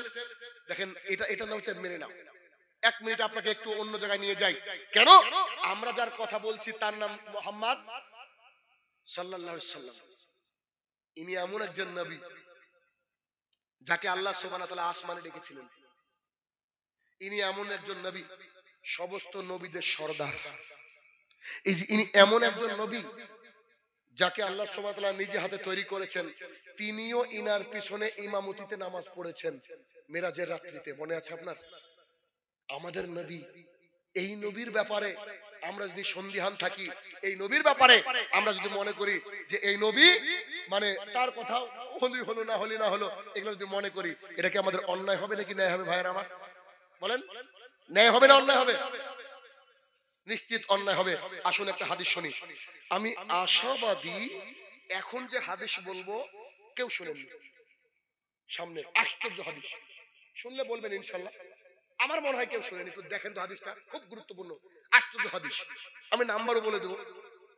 দেখেন, আবু সাইদ খুদরি রাদিয়াল্লাহু তাআলা আনহু বলেন, আবু সাইদ খুদরি রাদিয়াল্লাহু তাআলা আনহু বলেন, এক বেদুইন মরুভূমির মধ্যে বসবাস করত, আম পাবলিক ধর্ম সম্পর্কে অত কিছু জানে না, বেদুইন। ও মদিনার পাশে, মক্কার পাশে বা মদিনার পাশে তার মেষপাল, গরু ছাগল চড়ায় না এলাকায়, এরকম লোক আছে কিনা যে এক পাল গরু নিয়ে গেল এরকম। তো তিনি তার মেষপাল নিয়ে চড়াচ্ছিলেন, মেষপাল নিয়ে চড়াচ্ছিলেন। ঠিক এমন অবস্থায় একটা নেকড়ে বাঘ অতর্কিতে এসে হামলা করে তার একটা ছোট্ট বাচ্চাকে, মানে মেষপালের বাচ্চাকে তুলে নিয়ে চলে যাচ্ছে নেকড়ে বাঘ। তো মরুভূমির মানুষের সাহস একটু ভিন্ন থাকে, তো তিনি দৌড়ে গিয়ে নেকড়ে বাঘকে ধরেছেন। নাম্বার বলবো, টেনশন নাই। দৌড়ে গিয়ে নেকড়ে বাঘকে ধরে তার থেকে মেষ শাবকটাকে টান দিয়ে ছিঁড়ে নিয়েছেন। বাঘের সাথে লড়াই করে বেটা কি খুব ক্ষমতা, বুঝতে পেরেছেন? কি টান দিয়ে নিয়েছেন ওকে, ওই তার বাচ্চাটাকে টান দিয়ে নিয়ে বলছে এত বড় সাহস তুই আমার পাল থেকে মেষ শাবক নিয়ে যাস? মানুষ বলে না আনমনে কথা বলে, কি বলে না, এরকম এরকম করে বলছে। নেকড়ে বাঘটা ওখান থেকে একটু পেছনে সরে বসে পড়েছে। বসে পড়ে নেকড়ে বাঘটা বলছে, অবাক লাগছে না? অবাক হননি আপনি আপনারা? নেকড়ে বাঘটা বলছে, গরু ছাগল নাকি কথা বলে। দেখেন, নেকড়ে বাঘটা পেছনে লেজ গুটিয়ে বলছে, শোনো, তুমি মহা অন্যায় করলে। কেন? তুমি আল্লাহর দেওয়া রিজিক আমার কাছ থেকে ছিনিয়ে নিলে। ওই বেদুইন লোকটা অবাক হয়নি যখন একটা নেকড়ে বাঘ তার শাবককে তুলে নিয়ে গিয়েছে। যেই নেকড়ে কথা বলতে শুরু করেছে, একেবারে অবাক, আশ্চর্য কথা। আরে একটা বাঘ কি কথা বলতে পারে মানুষের মতো? আমার গায়ে লোম দাঁড়িয়ে গেছে হাদিস বলতে গিয়ে। দেখেন আপনাকে বোঝাই। তো তিনি অবাক হয়ে দাঁড়িয়ে একদম বুকের মধ্যে বাঘটাকে ওই এটাকে চেপে নিয়ে বলছে, শাবকটাকে চেপে নিয়ে বলছে, আরে আশ্চর্য কথা, একটা বাঘ কথা বলছে মানুষের মতো। এলাকায় যেটা গরু কথা বলে তো গোটা ভারতবর্ষের লোক মনে দেখতে আসবে, আসবে না? এটা বাঘ কথা বলে কি করে? তখন বাঘটা হাসছে আর বলছে, এর চেয়েও আশ্চর্য খবর আমার কাছে আছে। সুবহানাল্লাহ বিহামদিহি। কি বলছে? এর চেয়ে আরো আশ্চর্যের বিষয় আমার জানা আছে। বেদুইন আরো বেশি অবাক। আরে আমারও কথা বলছে, তার মানে আমি যেটা শুনেছি সেটা আমার ভ্রম নয়, কথা তো সত্য। এই কথা বলছে। তখন বলছে, তা কি? বলছে যে তুমি যে এলাকা থেকে এসেছো, এই যে দুই উপত্যকা দেখতে পাচ্ছ, পাথরের জমি উপত্যকা দেখতে পাচ্ছ, এই দুই উপত্যকার মাঝে একজন ব্যক্তি আছে। সেই ব্যক্তি বর্তমান এবং ভবিষ্যতের কথা বলে। জাতি তাকে মেনে নিয়েছে, তুমি গিয়ে তাকে জিজ্ঞাসা করো। সুবহানাল্লাহ বিহামদিহি। কার কথা বলেছে বলেন তো? কার কথা বলেছেন? আমি শাহিনুর রহমান তার কথা বলতে এসেছি। আপনার নাটক চলবে এখানে? হ্যাঁ, এটা বাঘ পরিচয় দিছে কার? মুহাম্মদ সাল্লাল্লাহু আলাইহি সাল্লাম। আরো আরো ঘটনা আছে, আপনাকে শোনাই। দেখেন, এই হাদিসটা আপনি তাজ্জব লাগে আমাকে। সুবহানাল্লাহ বিহামদিহি। দেখেন, বেদুইন আশ্চর্য হয়ে গেছে। আরে বাঘে তো আমার শাবককে নিল, আশ্চর্য তথ্য দিল যে আমি বেদুইন জানি না। সে তার ওই যে পালগুলাকে, মেষ পালগুলাকে গুছিয়ে নিল, আর চড়াবো না। আশ্চর্য কথা, আশ্চর্য কথা। বুকের মধ্যে অনেক কিছু চেপে নিয়ে যাচ্ছে। চেপে নিয়ে গিয়ে বেদুইনদের একটু হুশ কম ছিল, মানে ওই যে ওরা একটু মাথা মোটা টাইপের হয়। যেমন অনেক মানুষ হয়তো দেখবেন কলিং বেল একবার দিয়ে একটু দাঁড়িয়ে থাকে। কেন? ভদ্র বাড়ি হলে একটা মানুষের আসতে তো সময় লাগবে, লাগবে কি লাগবে না? কিন্তু অনেকে আছে কলিং বেল টিপে ধরে বসে আছে, যতক্ষণ আসে। হয় কি হয় না এরকম? এগুলো ঠিক নয় ভাইরা আমার। তো কি, সে রাসূলুল্লাহ সাল্লাল্লাহু আলাইহি ওয়াসাল্লামের দরজায় গিয়ে টক টক টক টক টক টক টোকা মারতে আছে, টোকা মারতে আছে, টোকা মারতে আছে। আরে ভাই, যখন কেউ কথা বলছে না, নিশ্চয়ই কোনো ব্যাপার আছে নাকি? যখন কেউ কথা বলবে না, ভেতরে কোনো ব্যাপার আছে না? নাই, নিশ্চয় আছে। তো সেই বেদুইন ক্লান্ত হয়ে দাঁড়িয়ে গেল। আরে এত দরজা ধাক্কাচ্ছি, আওয়াজ দিচ্ছি, শুনছে না। পাশে দাঁড়িয়ে পড়েছে, দেখি কেউ আসে কিনা, কেউ আসে কিনা দেখি। সুবহানাল্লাহ বিহামদিহি। এ বাক্য আমার কাছে খুব মজা লাগে। রাসূল সাল্লাল্লাহু আলাইহি সাল্লাম গেট খোলার পরে বলছে, বেদুইনটি কোথায়? আমার মনে হয় আপনাদেরকে আমি বক্তৃতা বুঝাতে পারছি না। আপনি সুবহানাল্লাহ অথবা আলহামদুলিল্লাহ বলবেন এই জায়গায়। আচ্ছা, এই মুহাম্মদ সাল্লাল্লাহু আলাইহি সাল্লাম কি এই ব্যক্তিকে দেখেছে? তো জানলো কি করে? কে জানিয়েছে? আল্লাহু আকবার। আমার আল্লাহ সুবহানাহু ওয়া তাআলা জানিয়েছে। সেই মুহাম্মদ সাল্লাল্লাহু আলাইহি ওয়াসাল্লামের কথা আমি বলতে এসেছি। কত গুরুত্বপূর্ণ কথা, বুঝতে পেরেছেন? আমি এমনি আপনাদেরকে বকাবকি করলাম যে মেলা বসেন না, এটা এটা মিস করবে না। তারা আমার ওই ভাই বোনেরা যারা ঘুরে বেড়াচ্ছে মিস করবে কি করবে না? এত সুন্দর গুরুত্বপূর্ণ কথা মিস করবে, এত হাদিস এগুলোকে মিস করবে। এবার দেখেন, রাসূলুল্লাহ সাল্লাল্লাহু আলাইহি ওয়াসাল্লাম বলে, বেদুইনটা কোথায়? বেদুইন তো আবার ও অবাক, রে এই লোক আমাকে দেখেনি, আবার বলছে যে বেদুইন কোথায়? বাঘের কাছে আশ্চর্য কথা শুনছি, ইনার কাছে এটা আশ্চর্য। তখন বলছে, জি জি জি জি, আমি তোমার সাথে আজকে নেকড়ে বাঘের যে ঘটনা ঘটেছে, সুবহানাল্লাহ, তোমার সাথে নেকড়ে বাঘের যে ঘটনা ঘটেছে তা পাবলিককে বলো বলো বলো বলো। জানিয়েছেন কে? আল্লাহ সুবহানাহু ওয়া তাআলা। তখন তিনি অবাক হয়ে গেলেন, সুবহানাল্লাহ বিহামদিহি। কি ঘটলো তা এই নবী আগে জেনে নিয়েছে। তার মানে নেকড়ে এর কথাই বলছিল যে দুই উপত্যকার মাঝে পাথরের জমিতে একজন ব্যক্তি থাকে যে বর্তমান আর ভবিষ্যতের কথা বলে। তাই বলে আবার এখান থেকে দলিল নিয়েন না যে রাসূল সাল্লাল্লাহু আলাইহি ওয়াসাল্লাম গায়েবের খবর জানতেন। না, আল্লাহ তা যতটুকু জানিয়েছেন তিনি ততটুকু জেনেছেন।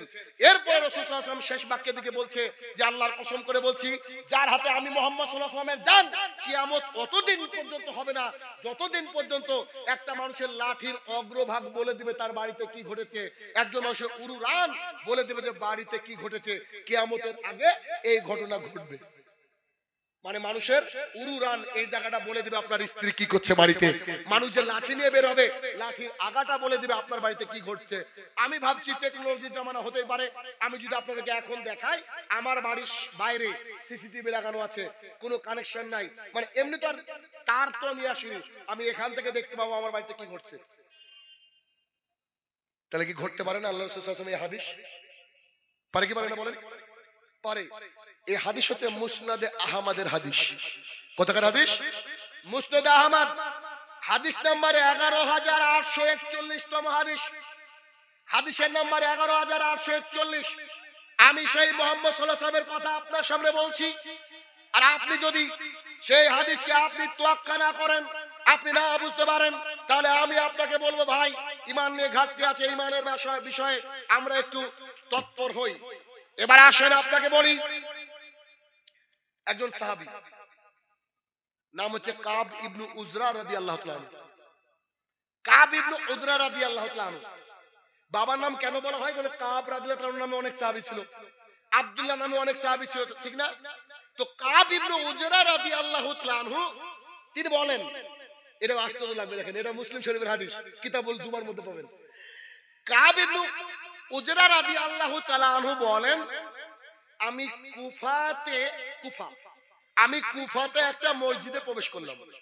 আমি কুফাতে একটা মসজিদে প্রবেশ করলাম। মসজিদে প্রবেশ করার পরে দেখছি একজন খতিব বসে বসে খুতবা দিচ্ছে। আপনাদের মসজিদে বসে বসে খুতবা না দাঁড়িয়ে? আমার যেসব হানাফি ভাইরা আছে সে মসজিদে বসে না দাঁড়িয়ে? বসে দেয় খুতবা। কাব ইবনে উজরা রাদিয়াল্লাহু তাআলা আনহু বলেন, আমি কুফার একটা মসজিদে গেলাম জুমার দিনে। কখন? জুমার দিনে। একজন আলেম বসে বসে খুতবা দিচ্ছেন, যার নাম হচ্ছে আব্দুর রহমান ইবনে উম্মে হাকাম। আব্দুর রহমান ইবনে উম্মে হাকাম। তো তিনি বসে বসে খুতবা দিচ্ছেন। একটু পরিচয় দিয়ে নি। আব্দুর রহমান ইবনে উম্মে হাকাম কে জানেন? এ হচ্ছে আমাদের অন্যতম, ইসলামের অন্যতম পথিকৃৎ। সিফফিনের যুদ্ধ যার সাথে হয়েছিল মুয়াবিয়া রাদিয়াল্লাহু তাআলা আনহুর ভাতিজা, বুঝতে পেরেছেন? তার দেশে গিয়ে সেই দেশের গভর্নরের আত্মীয় খুতবা দিচ্ছে। কথা কি বুঝতে পারছেন? তাকে যদি আপনি উল্টো পাল্টা কথা বলেন তো আপনার ফাঁসি। বুঝতে পারেননি? সে তো অনেক বড় মানুষ আব্দুর রহমান ইবনে উম্মে হাকাম। তো তিনি খুতবা দিচ্ছেন। কাব ইবনে উজরা রাদিয়াল্লাহু তাআলা আনহু বলেন, আমি কুফার মসজিদে ঢুকে দেখছি বসে খুতবা দিচ্ছেন আব্দুর রহমান। হাদিসের ভাষাটা পাবেন মুসলিম শরীফের হাদিস, যেই বুখারী মুসলিমের একটাও জাল জয়ীফ কোন হাদিস স্থান পাইনি, সেই মুসলিম শরীফের হাদিসে হুল ঢোকাতে পারবেন না। কিতাবুল জুমার মধ্যে দেখেছে, তিনি বলছেন সুবহানাল্লাহি বিহামদি, হাদিসটা শুনেন, তিনি বলছেন উনজুরু হাদাল খাবিস। হানাফি মসজিদে যদি গিয়ে কথা বলেন তো আপনার লাশ ঘুরবে কিনা সন্দেহ, আপনার লাশ ঘুরে আসবে কিনা সন্দেহ। কি বলছে? উনজুরু, দেখো, হাজাল খাবিস, আরে খবিস তো বসে বসে খুতবা দিচ্ছে। শুরুতে আপনাকে বকেছি, গালি দিলে আপনার বাপের ভাগ্য ভালো। কথা বুঝেননি এবার আমার? হাদিসে বলছে, তার মানে কোথাও যদি বিদআত হয়, কোথাও যদি আল্লাহ রাসূল সাল্লাল্লাহু আলাইহি ওয়াসাল্লামের বিপরীত কাজ চলে, রাসূল সাল্লাল্লাহু আলাইহি ওয়াসাল্লাম যা বলেছেন তার বিপরীত কাজ চলে, একজন সাহাবী, আল্লাহ রাসূলের সাহাবী বলছে উনজুর হাজা খাবিস, হাজাল খাবিস, এই ভবিষ্যৎ দিকে তাকিয়ে দেখে বসে বসে খুতবা দিচ্ছে। কেন? খুতবা দাঁড়িয়ে দিতে হবে, এটাই শরীয়ত। খুতবা লাঠি নিয়ে দাঁড়িয়ে দিতে হবে, এটাই শরীয়ত। খুতবা দাঁড়িয়ে দিতে হবে, এটাই শরীয়ত। ও বসে বসে খুতবা দিচ্ছে। আপনার আমার সামনে কত অন্যায় কাজ হয় কি হয় না? আমরা কিন্তু অন্যায়, মানে এই অন্যায়কে বাধা দিতে পারি না, কিন্তু আমাদেরকে বাধা দিতে হবে, আমাদেরকে বাধা দিতে হবে। এটার নাম হচ্ছে ইত্তেবায়ে রাসূল সাল্লাল্লাহু আলাইহি ওয়াসাল্লাম। আপনি বললে হবে না যে থাক কি করবে, একটু মিলিয়ে চলি। আপনাকে বলি, বর্ধমানে একটা বক্তৃতায় গেলাম, আমি গিয়ে বুঝতে পারলাম না যে এরা আমাকে দাওয়াত কেন দিয়েছে। অনেকে দাওয়াত দেয় কেন জানেন? আমার বক্তৃতার মধ্যে যে একটা কথা বলি, যে যেসব আলেমরা টাকা নিয়ে আগে থেকে কন্টাক্ট করে টাকা নিয়ে বক্তৃতা করে, এদের বক্তৃতা শোনা জায়েজ নাই। এটা আমি বলি। 2012 সাল থেকে বক্তৃতা করছি, কেউ যদি বলে যে শাহিনুর রহমানকে টাকা দিয়েছি, শাহিনুর রহমান টাকার দিকে তাকিয়ে দেখেছে, আল্লাহর কসম করে বলছে বক্তৃতা দিব না। কত জায়গায় যে গাড়ি ভাড়াও দেয়নি, কোনদিন নারাজ পর্যন্ত হয়নি, মিসকি হেসেছি, আল্লাহকে বলেছি যে তুমি তো রহমান, তুমি রহিম, তুমি জানো। টাকার জন্য বক্তৃতা করি না। আমি শাহিনুর রহমান অনলাইনে ইংরেজি পড়াই। ওই যে একজন টিচার রেখেছিল আমার সাথে দেখা করতে, ওটা কি গ্রাম বলছে, মতিলাল কি গ্রাম আছে না, হ্যাঁ ওই ভাইটার নাম কি বলে গেলাম, আরজাউল ভাই, জি, উনি আমার সাথে দেখা করতে এসেছিলেন। আমার লেখা একটা ইংরেজি বই এনেছি আমি, তো ওই ভাই একটা বই নিল। তো আমি অনলাইনের মাধ্যমে ইংরেজি শেখাই, ইংরেজিতে কথা বলা শেখাই। এই যে চাকরি যারা পরীক্ষা পয় না, টেট, ওদের আমি শিক্ষক। WBCS ওদের ভিডিও হয় না, ওদের আমি শিক্ষক। আমি আপনার ওয়েস্ট বেঙ্গল পুলিশ, কলকাতা পুলিশের শিক্ষক। হাজার হাজার ছাত্র আমার পুলিশ, হাজার হাজার ছাত্র আমার আপনার টিচার। তো আমি অনলাইনে পড়াই, 6 থেকে 7টা দেশের মানুষ আমার কাছে ইংরেজিতে পড়ে, ইংরেজি পড়ে মোবাইলের মাধ্যমে। আমার লেখা কিছু ইংরেজি বই আছে, তার এক কপি আনা হয়েছে, একটা বই যেটা বাচ্চাদের জন্য খুব উপযোগী। বাচ্চারা চাইলে এমনি ওখান থেকে পড়ে শিখতে পারবে। তবে আমি যে স্পোকেন ইংলিশ বই লিখেছি, সোনামণি স্পোকেন ইংলিশ, ওখানে নমস্কারও নাই, গুড মর্নিংও নাই, ওখানে আসসালামু আলাইকুম আছে।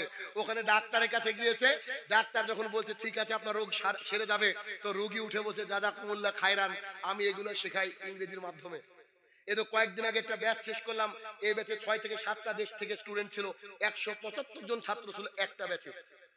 আমি এগুলো করে খাই, আমি অনলাইন অফলাইনে পড়াই, এটা আমার পেশা। আপনি আমি ক টাকা আপনি আমাকে দিলেন, দ্যাট ডাজন্ট ম্যাটার, এটা আমার পেশা নয়, এটা আমি বলিনি। আমি বলি যে কোরআন এবং সুন্নাহর দাওয়াত আপনি দেন, আরে পাবলিক ভালোবেসে তো আপনাকে অনেক দিবে। কথা বুঝেননি? ভালোবেসে দেয় কি দেয় না? যেই ছেলে বলছে যে আমি পণ নিব না, তারপরে কি শ্বশুর বাড়ি থেকে দেয় না? আমি অত দূর থেকে আসছি, আপনার বিবেকে থাকবে না যে কত টাকা গাড়ি ভাড়া হতে পারে, আপনি তো একটা দিবেন নাকি? কথা বুঝেন? আপনি যদি কোন একটা বক্তাকে ডেকে কলকাতা থেকে ডেকে 1 কোটি টাকা দেন, জায়েজ। আপনার মেয়ের সাথে বিয়ে দেন, তাও জায়েজ। কিন্তু কোন বক্তা যদি বলে 20,000 টাকা নিব, 10,000 টাকা অ্যাকাউন্টে, আর স্টেজে উঠার আগে পেমেন্ট, এই শালাকে ডাকবেন না। কষ্ট পেলেন? আমাকে ফোন করে বলছে শাহিনুর রহমান সাহেব, বলছি যে ওই হরিশ্চন্দ্রপুর একটা জালসা নিব। কি বলেন? তো জলসা নিব, তো আপনার বাজেট কত? আমি বললাম আমি বেশ্যা মহিলা নয় যে আপনি বাজেট জিজ্ঞাসা করবেন। কষ্ট লাগছে আপনার? ভাই, আলিফ বিক্রি করলে আলিফের দাম কত দিবেন? আলিফের দাম, আলিফের দাম দিতে পারবেন? গোটা পৃথিবী বিক্রি করলে হবে? আল্লাহ সুবহানাহু ওয়া তাআলা কোরআনুল কারীমের মধ্যে বলেছেন, সম্মানিত মানুষ বসে আছেন, আল্লাহ বলেন ওয়ালা তাসতারু বিআয়াতি সামানান কালিলা, আমার আজকে কম দামে বিক্রি করো না। গোটা পৃথিবী বিক্রি করলে আলিফের দাম হয় না, আর ও গোটা কোরআন বিক্রি করে চলে যাচ্ছে 15,000 টাকায়। বুঝেননি? ওকে 2 টাকা কম দেন, জীবনে আসবে না। কিন্তু এই বক্তা দ্বারা সমাজ পরিবর্তন হবে না, হবে না, হবে না। আপনি লিখে রাখেন। এই জন্য যে কোনো কন্টাকি বক্তাকে আমার নাম করবেন, দেবে প্রথমে গাল দিবে আমাকে। আমার সাথে এই দেশের 18,000 বালা প্রোগ্রাম করতে চাই না। নাম বলেন না, নিশ্চয়ই বুঝতে পারছেন কে। ও প্রোগ্রাম করতে চায় না।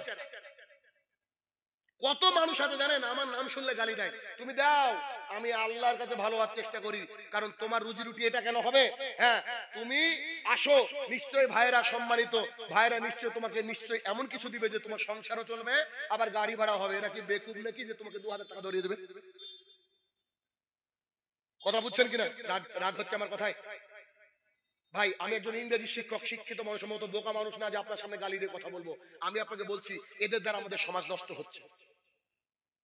এদের দ্বারা নষ্ট হচ্ছে না, এদের কোরআন হাদিস আছে, খালি গজল মুখস্থ করেছে আর গজল বলে চলে যাচ্ছে, হিন্দি গানে সুরে গজল বলে। তার মানে হিন্দি গান নিশ্চয়ই শিখেছে। আল্লাহ তো ওহী নাজিল করেন এদের উপরে। এদের কথা বলতে গিয়ে শাহিনুর রহমান খারাপ। আপনি করেন না, আমার বিরুদ্ধে করেন, আপনি দেখেন কি করতে পারেন। তাহলে কি হক কথা যখন আপনি বলবেন তোর ভাগ্যে খারাপ আছে।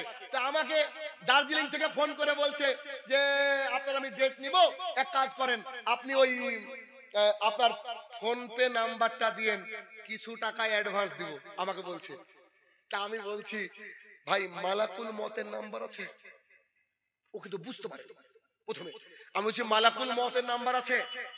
তো বলছে মালাকুল মত মানে?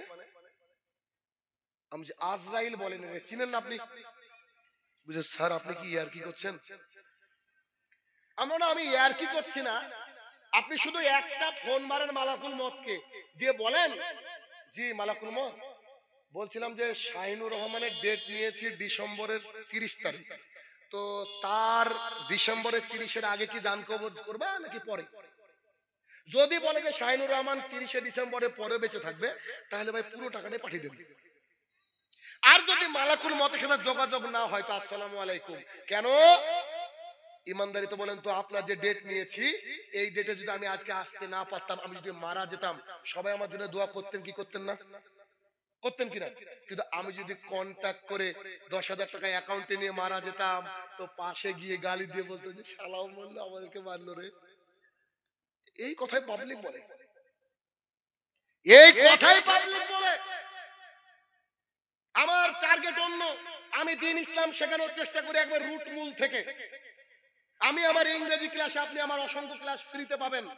আমার কাছে সামনে হাজার হাজার স্টুডেন্ট থাকে যারা হিন্দু মুসলমান সব রকম থাকে। আমি তাদেরকে এমন ভাবে পড়াই, হিন্দুকে যদি বলে এবার কি পাস করতে পারবি, বলবে ইনশাআল্লাহ স্যার। বিশ্বাস করেন, প্রচুর স্টুডেন্ট আমার বলে ইনশাআল্লাহ। ওদেরকে যদি জিজ্ঞাসা করা হয় ভয়েস চেঞ্জ করার জন্য 5টা নিয়ম লাগে না, তো জি স্যার 5টা লাগে। তো V3টা কি? তো ওরা বলবে ফরজ। মানে V3 ছাড়া ভয়েস চেঞ্জ হয় না, ঠিক আছে? শিক্ষিত মানুষ বুঝতে পারবেন। তা আমি এ করে পড়াই, তো স্টুডেন্টরা বুঝে নিচ্ছে ফরজ। আমার একদিন কিছু স্টুডেন্ট আমাকে বলছে স্যার ভয়ও লাগে জিজ্ঞাসা করতে, আপনি এত দারুণ দারুণ ড্রেস পরতে পরেন, হেভি লাগে দেখতে, আপনার প্যান্ট কেন এত উঁচু? হিন্দু কয়েকজন স্টুডেন্ট, প্যান্ট কেন এত উঁচু? তা আমি বলছি আমার স্যার আমাকে বলেছে প্যান্টকে উঁচু রাখতে হবে। কেন? যদি প্যান্টটা নিচে যায় তো সে ব্যক্তি জাহান্নামে যাবে। তো বলছে আপনার স্যারকে, আমরা যে মোহাম্মদ সাল্লাল্লাহু আলাইহি ওয়াসাল্লাম, পরের দিন এসে ওরাও গুটিয়ে চলে গেছে। আমি বললাম তো তোরা তো অটো জাহান্নামী রে, হেদায়েত না পেলে অটো জাহান্নামী না? তোরা হাসে। আমি পড়াতে পড়াতে বলি এই বট গাছকে পুজো করা যাবে না, ঈশ্বর একজন। পড়াশোনা করতে আমাকে, বুঝতে পারলেন? আমার ছেলেমেয়েরা, আমার ছাত্ররা আমাকে যা ভালোবাসে, আপনি অবাক হয়ে যাবেন। এই যে গত কয়েকদিন আগে ব্যাচ শেষ করলাম, ওরা কাঁদতে শুরু করেছে, স্যার আবার কবে? তাহলে এখন তোমার জলসার সিজন শুরু হয়ে গেল, আবার এপ্রিল থেকে ভর্তি হবে ইনশাআল্লাহ। এই কথা বললাম কেন? আমি ইসলামটাকে শিক্ষা দিই। হিন্দুরা আমাকে বলে আপনার ইসলামটা স্যার একটু আলাদা। আসলে ইসলামটা এমন কেন? হাদিস খেয়াল করেন, আবু হুরায়রা রাদিয়াল্লাহু তাআলা আনহু বলেন রাসূল সাল্লাল্লাহু আলাইহি সাল্লাম বলেছেন, আল্লাহর কসম করে বলছি, আল্লাহর কসম করে বলছি, আল্লাহর কসম করে বলছি, ওই ব্যক্তি মুমিন নয়। সাহাবায়ে কেরাম বলছেন আপনি 3 বার আল্লাহর কসম করলেন, কার ব্যাপারে বলছেন? বলছে ওই ব্যক্তি মুমিন নয় যার হাত থেকে এবং মুখ থেকে জাতি নিরাপদ নয়। একজন মুসলমানের হাতে হিন্দুও নিরাপদ, খ্রিস্টানও নিরাপদ, যৌনও নিরাপদ, পৃথিবীর সবাই নিরাপদ। এই হচ্ছে সাচ্চা মুসলমান, এই হচ্ছে সাচ্চা মুসলমান। অতএব যখনই সমাজে কোনো বিদআত হবে, তখন ওই যে সাহাবীর কথা বললাম কাব ইবনে উজরা রাদিয়াল্লাহু তাআলা, একবারে আপনাকে আঙ্গুল দেখে বলতে হবে। তাই তো আমার বাড়ির সামনে গিয়ে মালদা থেকে কিছুজন দেখা করতে গিয়েছিল, গিয়ে আমার এক চাচাকে বলছে এখানে শাহিনুর রহমানের বাড়ি কোনটা? বলছে এই নামে কেউ থাকে না গ্রামে। বুঝতে পারেননি? আমার চাচারা কি আমাকে চিনে না? কি দিয়ে বুঝাবো বলেন? এলাকার বুকে সবচেয়ে রেকর্ড, মানে সবাই জানে, সবারই ছেলে মেয়ে প্রায় আমার কাছে পড়েছে, আমার মতো ইংরেজি শিক্ষক ওই এলাকায় নেই, তারপরে নাকি আমাকে আমার চাচা চিনে না। কি দিয়ে বুঝাবো চাচা কেন চিনে না? বুঝতে পারেননি? ওই যে অসবির আলামা সাবাক, বেটা তুমি ধৈর্য ধারণ করো, জাতি তোমার পিঠের চামড়া তুলে নেবে, চামড়া তোলার জন্য সব সময় প্রস্তুত, সব সময় প্রস্তুত। তাহলে কি করতে হবে? মেনে নিতে হবে। আসেন আপনাকে একটু দেখাই মেনে নেওয়ার গতি কি, একে একে আপনাকে দেখাচ্ছি, আর একটু যাই। তো আলী রাদিয়াল্লাহু তাআলা আনহু স্ত্রী ফাতেমা রাদিয়াল্লাহু তাআলা আনহা, ফাতিমা রাদিয়াল্লাহু তাআলা ইনি মুহাম্মদ সাল্লাল্লাহু আলাইহি ওয়াসাল্লাম কে বলেন তো? বেটি, রাইট। এটা মালদার মানুষকে বেটি বলে। তো বেটি, তো আচ্ছা বলেন তো বেটির জন্য জান হাজির কিনা? জান হাজির না? বুঝতে পারেন আমার কথা? বেটা বেটি যার নাই সে জানে না বাপ মা হওয়ার গুরুত্ব কত, তাই না? সারাদিন একটা মানুষ বাবা কাজ করে খেছে, ছোট্ট মেয়েটা যখন এসে ঝাঁপ দিয়ে কোলে দেয়, ফুল ব্যাটারি চার্জ আবার, ঠিক না? বাবা কত কষ্ট করেছে, দেখ ডাজন মেটার মেয়ে এসেছে মানে ফুল চার্জ, কেবলও লাগবে না, কারেন্টও লাগবে না। আল্লাহু আকবার, সত্যি এটা নিয়ামত। ফাতিমা রাদিয়াল্লাহু তাআলা বলেন, আমি ওই চাক্কি বুঝেন না, গম পিষতো আগে আমার মায়েরা, জাতা জাতা, তাই না? জাতা, ওই তিনি চাক্কি পিষতেন, জাতা পিষতেন, তো খুব কষ্ট হতো। সেই জাতা কি আমাদের মতো জাতা রে ভাই? বুঝতে পারছেন? তো খুব কষ্ট হতো। তো তিনি একটা সিদ্ধান্ত নিয়েছেন, আব্বু মানে মুহাম্মদ সাল্লাল্লাহু আলাইহি ওয়াসাল্লাম যুদ্ধ থেকে ফিরে এসেছেন, অনেকগুলা বন্দীকে নিয়ে এসেছেন। তো বন্দীগুলার মধ্যে একটা চাকর যদি আমি পাই, আমার কাজটা একটু আসান হয়ে যেত। তো তিনি গিয়ে দেখলেন যে মুহাম্মদ সাল্লাল্লাহু আলাইহি ওয়াসাল্লাম বাড়িতে নেই। তো তিনি আয়েশা রাদিয়াল্লাহু তাআলার ঘরে ঢুকলেন, ঢুকে বলছেন, আম্মাজান বলছিলাম আমার তো খুব কষ্ট হয় কাজ করতে, তো আব্বুকে বলতে এসেছি একটা যদি চাকর দিত আমাকে, একটু কাজের একটু ভালো হতো আর কি, একটা চাকর যদি দিত একটু ভালো হতো। তো আব্বুকে আসলে একটু তুমি বলিও যেন আমাকে একটা চাকর দেয়। একথা বলতে না বলতে মুহাম্মদ সাল্লাল্লাহু আলাইহি ওয়াসাল্লাম ঢুকে পড়ে সালাম দিয়ে বলছে, বেটি কি হলো? আব্বা খুব কষ্ট হয় তো তোমার মেয়ের, দিনরাত কষ্ট করি, একটা চাকর দেওয়া যায় না? আরে মেয়ের আবদার, বাবা চাইলে দিতে পারে কি পারে না? তিনি তো লিডার গোটা মুসলিম বিশ্বের। সুবহানাল্লাহি বিহামদিহি। হাদিসটা বলবো তার আগে 1 মিনিট। ধরেন আপনাদের মধ্যে একজন ভাই আমার কাছে আসলো, এসে বলছে, শাহিনুর সাহেব 1000 টাকা দেন তো। আপনি বললেন ধরেন, আমি যদি আপনাকে বলি ইনশাআল্লাহ আপনার জন্য দোয়া করছি, টাকার ব্যবস্থা হয়ে যাবে, আপনি গালি দিবেন না আমাকে? কি রে, ওর কাছে টাকা চাইছে, ও বলে দোয়া কর, তোর দোয়া করার দরকার নেই রে, মনে মনে বলবেন কিনা? চাইলাম টাকার, ও দিছে দোয়া, কেউ সন্তুষ্ট থাকবেন? কেউ থাকবে না ভাইয়ের আমার। টাকা তো টাকা লাগবে, তাই না? এবার হাদিসটা বুঝেন, হাদিসটা কি? রাসূলুল্লাহ সাল্লাল্লাহু আলাইহি ওয়াসাল্লাম বলছে, আম্মা জান তুমি একটু বসো। জি আব্বা বলেন। চাকর দিব না, তোমাকে একটা দোয়া শিখিয়ে দিছি আম্মা, এই দোয়াটা করবা, ইনশাআল্লাহ সমস্ত কাজ তোমার আল্লাহ আসান করে দিবে। আসান বুঝেন তো? সহজ করে দেবে, হালকা করে দেবে। তখন মেয়ের মুখে কোনো হতাশার ছাপ নেই, মেনে নেওয়া কি দেখেন, হতাশার ছাপ নেই। বলছে, আব্বু জি জি বলেন। তো তুমি যখন রাত্রি বেলায় ঘুমাতে যাবা, সুবহানাল্লাহ 33 বার পড়বা, আলহামদুলিল্লাহ 33 বার পড়বা, আল্লাহু আকবার 34 বার পড়বা। সুবহানাল্লাহ, আলহামদুলিল্লাহ, আল্লাহু আকবার 33 33 34 কত হচ্ছে? 100। এই কাজটা যখন তুমি করবা, আল্লাহ সুবহানাহু ওয়া তাআলা তোমার সমস্ত কাজকে আসান করে দেবে। এই দোয়াটা আপনাদের জন্য, আমাদের জন্য, সবারই জন্য। আলহামদুলিল্লাহ, এই দোয়া না পড়ে আমি ঘুমাই না, আমি দিনরাত প্রচুর ব্যস্ত থাকি, আল্লাহ আমার কাজকে আসান করে দেয়, বিশ্বাস করেন, আসান করে দেয়। আপনারা করেন আসান করে দেবে। কিন্তু আমি এই হাদিসটা বলার জন্য এই অংশে আসিনি, আমি আরো মারাত্মক কিছু শোনাবো আপনাকে। বলি দেখেন, আমাদের মধ্যে এমন বহু মানুষ আছে যে আমাদের বাড়িতে যখন আমাদের বিআই মশাই আসে, এশার নামাজ কাজা, ঠিক না? গল্প করতে করতে এশার নামাজ কাজা হয় কি হয় না? বিআই খেতে এখানে নামাজ আউট। ছেলে একটা চাকরি পেয়েছে, আনন্দের খেলায় সেদিন নামাজ পড়েনি, আছে না নাই? বাড়িতে কেউ মারা গিয়েছে, সেদিনও নামাজ পড়তে যায় না, বহু মানুষ, আছে না নাই? আপনি বুঝেন আমার কথাগুলো। আলী রাদিয়াল্লাহু তাআলা আনহু আর মুয়াবিয়া রাদিয়াল্লাহু তাআলা আনহুর মধ্যে একটা যুদ্ধ হয়েছিল, একটা মহাযুদ্ধ হয়েছিল, খুব ভয়াবহ ভুল বোঝাবুঝির কারণে যুদ্ধ। যে যুদ্ধের নাম ছিল সিফফিনের যুদ্ধ। এই সিফফিনের যুদ্ধে মরেছিল কারা?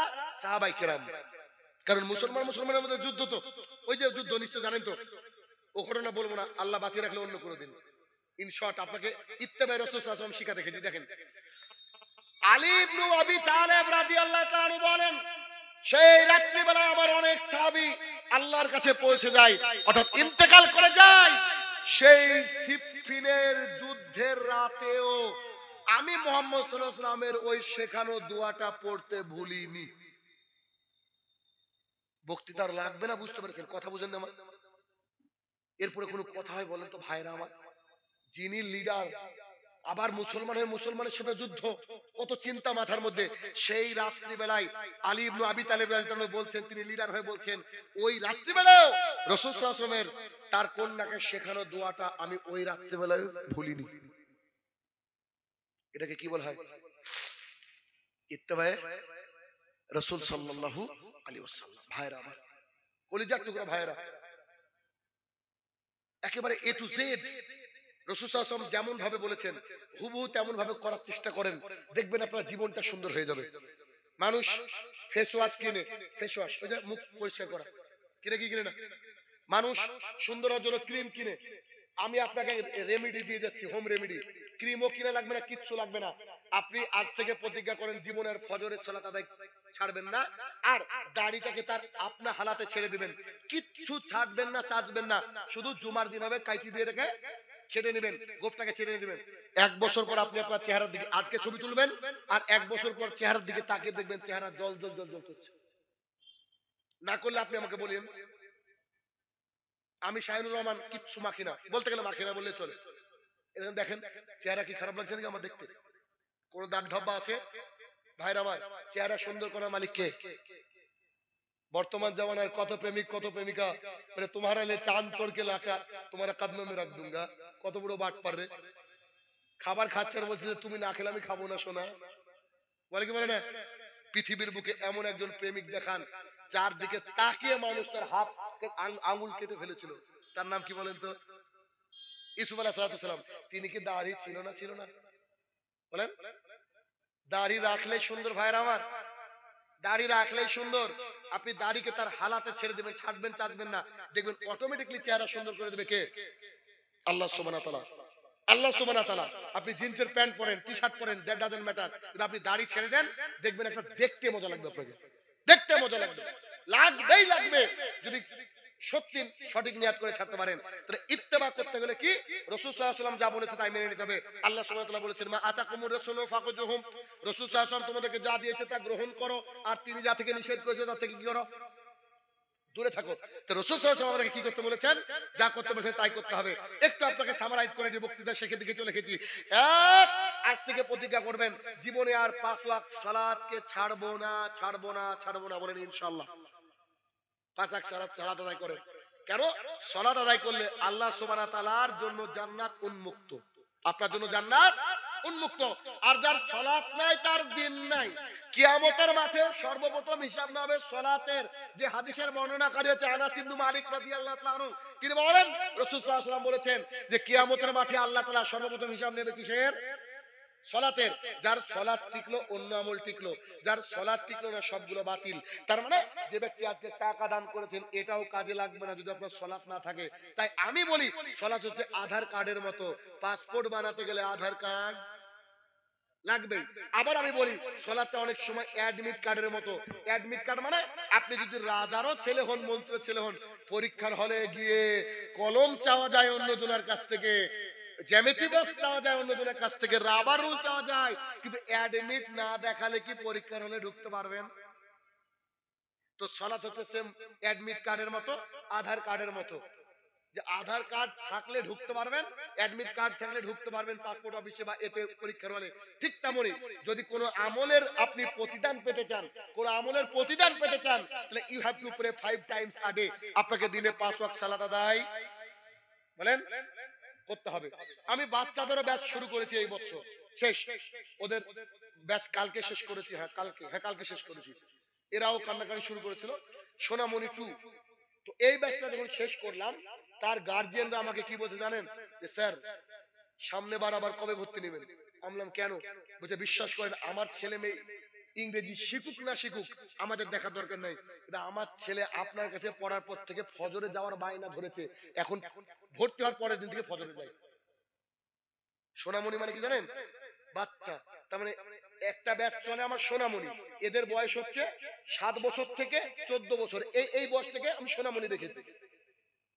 এই বয়সের ছেলে মেয়েরা আলহামদুলিল্লাহ সুম্মা আলহামদুলিল্লাহ আমার কাছে যতজন পড়তো সবাই 5 ওয়াক্ত সালাত ধরেছে। একটা সন্তানকে যদি সালাতের মুখে আগ্রহ করতে আর কিছু লাগে? ছেলে মেয়েরা বাড়ি স্কুল থেকে এসে সালাম দিয়ে বাড়িতে ঢুকছে, এটা আমার কিন্তু মূল টার্গেট, আমার কিন্তু অন্য টার্গেট না, বুঝেন? ওরা ওরা যা বলে মানে ইংরেজি বলে মাশাআল্লাহ সুবহানাল্লাহ দারুণ বলে, কিন্তু আমার টার্গেট কোথায় বুঝতে পেরেছেন? খাবার খেতে গেলে বিসমিল্লাহ বলতে হবে, ইসলামের রুকুন কটা, ঈমানের রুকুন কটা, এই আল্লাহ কোথায় আছে, এই যে এই বিষয়গুলো একটা সন্তানকে জানানোর দরকার। কেন? এটা হচ্ছে খুবই জরুরি, কারণ কিয়ামতের মাঠে এইগুলোই কাজে লাগবে, অন্য কিছু কাজে লাগবে না। আপনি কত বড় চাকরি করতেন, কত বেতন পেতেন, আল্লাহ সুবহানাহু ওয়া তাআলা এগুলো জিজ্ঞাসা করবে না। তাহলে কি এগুলো শেখানোর দরকার আছে সন্তানকে। এবার আপনাকে দেখাই যে কি সালাত আদায় করতে হবে।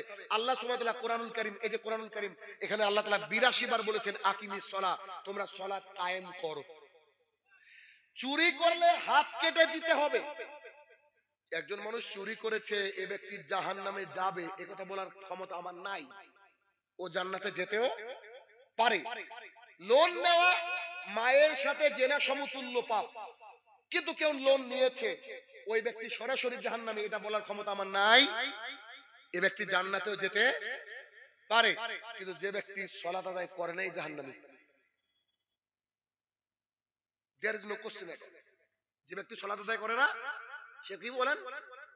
জাহান্নামী। বড় বড় পাপ করে জান্নাতি হতে পারে। দলিল সূরা মুদ্দাসির আয়াত নম্বর 42 এবং 43, আল্লাহ সুবহানাহু ওয়া তাআলা বলেন মা সালাকাকুম ফিস সাকার, একদল জাহান্নামীকে জিজ্ঞাসা করা হবে তোমরা জাহান্নামে আসলে কেন? ক্বালু, তারা সেই দিন বলবে লাম নাকু মিনাল মুসাল্লিন, আমরা মুসল্লি ছিলাম না। কি ছিলাম না? মুসল্লি ছিলাম না। আচ্ছা, what is the definition of মুসল্লি? মুসল্লি মানে কি? যে ব্যক্তি শুধু জুমাতে যায় ও মুসল্লি? ও বাটপা। ওই এলাকার মানুষকে দেখাতে যায়। মুসল্লি মানে যে ব্যক্তি দিনে 5 ওয়াক্ত সালাত আদায় করে, এক ওয়াক্তকে ছেড়ে দেয় না, এই ব্যক্তি হচ্ছে মুসল্লি। এই ব্যক্তি হচ্ছে মুসল্লি। আর একটা তাজ্জব তথ্য আপনাকে দিই, পৃথিবীর ইমামরা যদি চাইতো তার মসজিদে 100তে 100 মুসল্লি হতো, বিশ্বাস করেন? আমি শাহিনুর রহমান আপনাকে এখানে বসে বলছি, আমি যে মসজিদের ইমাম, আমি যে মসজিদের খতিব, আমি যে মসজিদকে পরিচালনা করি, আমার মসজিদে 100তে 100 মানুষ নামাজ পড়ে। ফজরে একজন মানুষ কামাই করেছে এমন দৃষ্টান্ত নাই আমার মসজিদে। চলেন আজকে আমার সাথে, যদি ফজর পাবো না, গিয়ে মনে সরাসরি খুতবাতে উঠতে হবে আজকে, বহু দূরের রাস্তা, বুঝলেন না? আমার মসজিদে 100তে 100 মুসল্লি কেন বলেন তো? কেন জানেন? আমার মসজিদে আমি খুতবা দিই, তো শুরুতে যখন খুতবা দিলাম তখন আমি একটা বাক্য বলেছিলাম, আমি বলেছিলাম শোনেন এলাকাবাসী, আমাদের এই মসজিদে যারা কুরবানির গোশত নেন, মানে যারা আমাদের মুসল্লি, তারা একটা কথা কান খুলে শুনে রাখুন, আমি একটা কথা আজকে ঘোষণা দিচ্ছি, এক, যারা দৈনিক 5 ওয়াক্ত সালাত আদায় করবে না, তাদের বাড়িতে যদি কারোর বেটা বেটির বিয়ে লাগে, আমি মোহাম্মদ শাহিনুর রহমান তার বাড়ির ওই বেটা বেটির বিয়ে পড়াবো না। কারণ আমি কারো টাকা নিয়ে ইমামতি করি না, ফ্রি। দুই, যে বাড়ির লোক 5 ওয়াক্ত সালাত আদায় করে না, আমি শাহিনুর রহমান তার জানাজা পড়াবো না। ও যদি মারা যায় ওকে কুকুরের মতো পুঁতে রাখবো। কেন? উপরে থাকলে গন্ধ বেরাবে তাই। এই জন্য আমার মসজিদের মুসল্লি 100তে 100 উপস্থিত, মানে ফজরেও যতজন, এশাতেও ততজন, জুমাতেও ততজন। জুমা থেকে কিছু বাইরের লোক যায়, এটা আসর আর জোহর একটু একটু কম হয়। কেন? গ্রাম বাংলার মানুষ, মাঠে খাটা মানুষ, ওরা কিন্তু মাঠে হলেও সালাত আদায় করে। আমার মসজিদে এটা আমি রুলস তৈরি করে দিয়েছি, তাহলে সালাত আদায় করতে বাধ্য। আপনার ইমাম যদি আপনার মসজিদে পড়ে, তো কাল থেকে দেখবেন মসজিদে মুসল্লি আর মুসল্লি। আমি আমার মসজিদে অনেককে বাদ দিয়েছি, না দরকার নাই, আমাকে গালাগালি করেছে, ওকে নো প্রবলেম, তোমার পাওয়ার আছে তুমি গালাগালি করো, কিন্তু না, কারণ সালাত তোমাকে আদায় করতে হবে। আল্লাহ তাআলা বলেছেন সালাত আদায় না করলে কোথায় যেতে হবে বলেন? জাহান্নামে। জাহান্নামে যেতে হবে। নিজের কলিজার টুকরা সন্তানকে নিয়ে অবশ্যই কি করবেন? সালাত আদায় করবেন। দুই, মহিলাদের জন্য কোনো কথা বললাম না, তবে একটা কথা ইন শর্ট বলে দিই। 33 নম্বর সূরা 33 নম্বর আয়াত, আল্লাহ তাআলা বলছেন ওয়াকারনা ফি বুয়ুতিকুম, এই মহিলারা শোনো, তোমরা বাড়ির মধ্যে থাকো। খবরদার জাহালাতের যুগের মতো নিজেকে দেখিয়ে বেরিও না। পর্দা করা ফরজ। কোন মহিলাকে তার প্রতিবেশী, তার গায়ের মাহরম ব্যক্তি দেখতে পাবে না। ওর যে মাহরম রয়েছে তারা যা খুশি যেভাবে দেখুক অসুবিধা নাই, আর ওর স্বামীর সামনে উলঙ্গ হয়ে থাকুক কোনো অসুবিধা নাই, তবে চৌকাট পাড়ালে ওকে হিজাব পরতে হবে, পুরো শরীরটাকে ঢেকে বেরোতে হবে। এটা হচ্ছে রীতি, এটা হচ্ছে নীতি। আশেপাশে আবার হয়তো আসবো কোথাও, কারণ আমি হরিশ্চন্দ্রপুরে প্রচুর প্রোগ্রাম করেছি, প্রচুর ডেট আছেও বোধহয়, আমি জানি না কত ডেট আছে, ইনশাল্লাহ সেদিন হয়তো মহিলাদের উপর কথা বলবো। আপনাকে ইনশাল বলছি, 3, যদি ইচ্ছা হয় তো ভিক্ষা করে খান, তবু হারাম কিছু খাওয়া যাবে না। যতই কষ্ট হোক আল্লাহর জমিনে, যতই কষ্ট হোক, তবুও হারাম খাওয়া যাবে না। দরকার হয় আপনি ওই স্টেশনে কলা বিক্রি করেন, চকলেট বিক্রি করেন, মানুষের কাছে চেয়ে খান, তবে হারাম খাওয়া যাবে না। কেন? মুসলিম শরীফের হাদিস, রাসূলুল্লাহ সাল্লাল্লাহু আলাইহি ওয়াসাল্লাম বলেছেন, ইন্নাল্লাহা তাইয়্যিবুন, নিশ্চয়ই আল্লাহ পবিত্র। আল্লাহ কি পবিত্র? আল্লাহ পবিত্র। আল্লাহ পবিত্র জিনিস ছাড়া গ্রহণ করেন না। তাহলে কি ইত্তেবাই রাসূল বলতে গেলে সারা রাত চলে যাবে। আমি রাত 12টার পরে এমনি কথা বলি না, আর 10টা মিনিট সময় আছে, আপনাদেরকে এটুকু আমি বার্তা দিতে চাইছি। আচ্ছা 12টার পরে কেন কথা বলি না? কেন? আসলে 11টা পর্যন্ত হওয়া উচিত। কেন? জলসা শুনে কি পেলেন না পেলেন এটা তো আপনাদের ব্যাপার, কিন্তু ফজরের সালাত যদি নষ্ট হয় তাহলে বাস আপনার ভাগ্য আছে, আমার ভাগ্য আছে। যে লোকটা এখান থেকে 1টা পর্যন্ত না এই আলোচনা শুনবে, তারপরে গিয়ে 2টার সময় ঘুমাবে, ও কি ফজরে চালা পাবে গো? পরের দিনে জোহর মিস যাবে কিনা সন্দেহ, মরার মতো পড়ে ঘুমায় আছে না অনেকে সন্তান, রাত 3টে পর্যন্ত ফ্রি ফায়ার পাবজি খেলে ফেসবুক গুতিয়ে ও ঘুমাতে গেছে 4টের সময়। ও কি জুমার দিনে উঠবে? ওর বাপ মা জানি না ও মানুষ কিনা, ও ছেলে এতক্ষণ অব্দি করে কি করে? সমাজ নষ্ট হচ্ছে। অতএব বক্তৃতা শেষের দিকে চলে এসেছি। ভাইয়ের আমার, কলিজার টুকরো ভাই এবং বোনেরা, যদি এটা আল্লাহ তাআলার ঘর মসজিদের প্রোগ্রাম, আমি আদায়ের দিকে যাব না, ভাবেন না যে আমি আদায় করি। আমি একটা কথা বলবো, যে কি আল্লাহ সুবহানাহু ওয়া তাআলা মুহাম্মদ সাল্লাল্লাহু আলাইহি ওয়াসাল্লামকে দিয়ে বলেছেন, তোমরা দেখেন পৃথিবীর সর্বকালের সর্বশ্রেষ্ঠ শিক্ষকের নাম কি? মুহাম্মদ সাল্লাল্লাহু আলাইহি ওয়াসাল্লাম। মুহাম্মদ সাল্লাল্লাহু আলাইহি ওয়াসাল্লাম। আপনাদেরকে আমি বলি, আমার যে কোনো একটা ক্লাস আপনারা ইউটিউব থেকে সার্চ দিবেন। ধরেন আপনি প্রেপোজিশন শিখতে চাইছেন, প্রেপোজিশন বাই শাহিনুর রহমান বা শাহিন স্যার। ন্যারেশন শিখতে চাইছেন, ভয়েস শিখতে চাইছেন, ওটা লিখে বাই শাহিনুর রহমান লিখবেন। আমি একবার আপনাকে লিখিত দিতে পারি, একটা ক্লাস করার পর আপনি আমার ভক্ত হয়ে যাবেন। আল্লাহ আমাকে এই টেকনিক দিয়েছে, আমি পড়াতে পারি ভালো। তো আমি কেন পড়াতে পারি ভালো জানেন? আমি রাসূল সাল্লাল্লাহু আলাইহি ওয়াসাল্লামের টেকনিক গুলাকে ফলো করি। আমি এমন করে উদাহরণ দিই আপনি জীবনে ভুলবেন না ইনশাআল্লাহ। এরকম করে চেষ্টা করি, কিন্তু হাদিস থেকে উদাহরণ দিই সবাইকে, কে পড়লো দেখার দরকার নেই আমার। এবার আপনাকে বলি রাসূল সাল্লাল্লাহু আলাইহি ওয়াসাল্লাম কি বলছে দেখেন। এই সাহাবীরা শোনো, জি আল্লাহ রাসূল বলেন, ধরো এখানে একটা আগুন জ্বলছে, উদাহরণ দেখেন, এখানে আগুন জ্বলছে, জি আচ্ছা আমি যদি পানিটা দিয়ে দিই আগুন কি হবে গো? সাহাবীরা বলছে দপ করে নিভে যাবে। যাবে কি যাবে না? যাবে না? সুবহানাল্লাহ। রাসূল সাল্লাল্লাহু আলাইহি ওয়াসাল্লাম বলেছে, যখন কোন ব্যক্তি তার বাবার জন্য, মায়ের জন্য, ভাইয়ের জন্য, সন্তান যারা মারা গিয়েছে, যাই না অনেকে মারা গেছে, তাদের কবরে দাও দাও দাও দাও করে আগুন জ্বলছে, দাও দাও করে আগুন জ্বলছে। সেই ব্যক্তি যদি কোনো মাজলিসে এসে দান করে, পানি পড়ার সাথে সাথে আগুন যেমন করে নিভে যায়, ঠিক তেমন করে আল্লাহ সুবহানাহু ওয়া তাআলার রাগও নিভে যায়। সুবহানাল্লাহ বলবেন না? বুঝতে পেরেছেন বিষয়টা? তার মানে কি? তার মানে যে দানের যে কত গুরুত্ব আছে, যে দানের মাধ্যমে জান্নাত পাওয়া যায়, দানের মাধ্যমে জান্নাত পাওয়া যায়। তবে এই মসজিদ আল্লাহ তাআলার ঘর, একটু বুদ্ধিমান হলে মসজিদে মোটর বসিয়ে দিবেন, ফ্যান লাগিয়ে দিবেন, এসির ব্যবস্থা করলে এসি লাগিয়ে দিবেন, পানির ব্যবস্থা করবেন, আর নানান কিছু যা চিরদিন অনেক দিন থাকবে, এই ব্যবস্থা যদি করতে পারেন, তাহলে কিয়ামতের মাঠে বা কবরের মধ্যে আপনি যখন বিপদে পড়ে যাবেন, আপনার দান এসে আপনাকে ফেরেশতাকে আটকে দিবে, মারের ফেরেশতাকে। যদি বুঝতেন তাহলে কি করতেন বলেন তো? সব সময় চেষ্টা করতেন সবচেয়ে বেশি বেশি দান করা। অতএব শেষ মজলিস, আমি আর কথা বলবো না, কথা প্রায় শেষ। এজন্য বলছি সর্বশেষ অবস্থায় আপনারা আসেন, একজন ভাই উনি আছেন পাশে দাঁড়াবেন, বা কেউ উনাকে দিয়ে দেন টাকা, যতটুকু এনেছেন, যা যদি লেখানো থাকে লিখে যাবেন, 2 টাকা, 5 টাকা, 10 টাকা, 100 টাকা, 1000 টাকা, 10 টাকা, যা পারবেন অন্তত শেষ বৈঠকে দানটা আপনারা দিয়ে একে একে বাড়ি চলে যান। এই দানটা ইনশাআল্লাহ কাজে লাগবে। আমি লম্বা একটা জার্নি করে রেখেছি, প্রায় 11.5 ঘন্টা। অতএব আমি আপনার জন্য দোয়া করব ইনশাআল্লাহ। অতএব আলোচনা এখানে শেষ করছি। আর ইত্তেবায়ে রাসূল সাল্লাল্লাহু আলাইহি ওয়াসাল্লাম মনে থাকবে তো ইনশাআল্লাহ? মনে থাকবে ইনশাআল্লাহ? বলেন। হে আমার প্রতিপালক, আমার সমস্ত ভাই বোনদেরকে যে আলোচনা শোনালাম মাবুদ, এই আলোচনার জন্য আমরা সবাই, আমি সহ সবাই যেন মেনে নিতে পারি, আল্লাহ তুমি সেই তৌফিক আদা করো, আল্লাহুম্মা আমিন। হে আমার প্রতিপালক, যেসব ভাইয়েরা আমার তোমার ঘর মসজিদকে বুলন্দ করার জন্য এই আয়োজন করেছে সেসব ভাইদেরকে তুমি তোমার ঘরকে বুলন্দ করার তৌফিক আদা করো, আল্লাহুম্মা আমিন। হে আমার প্রতিপালক, যারা এতক্ষণ বসে শুধু তোমার কোরআন এবং সুন্নাহর ভালোবাসায় এই আলোচনা শুনেছে মাবুদ, সবাইকে তুমি জাযাকুমুল্লাহ খায়র দান করো, আল্লাহুম্মা আমিন।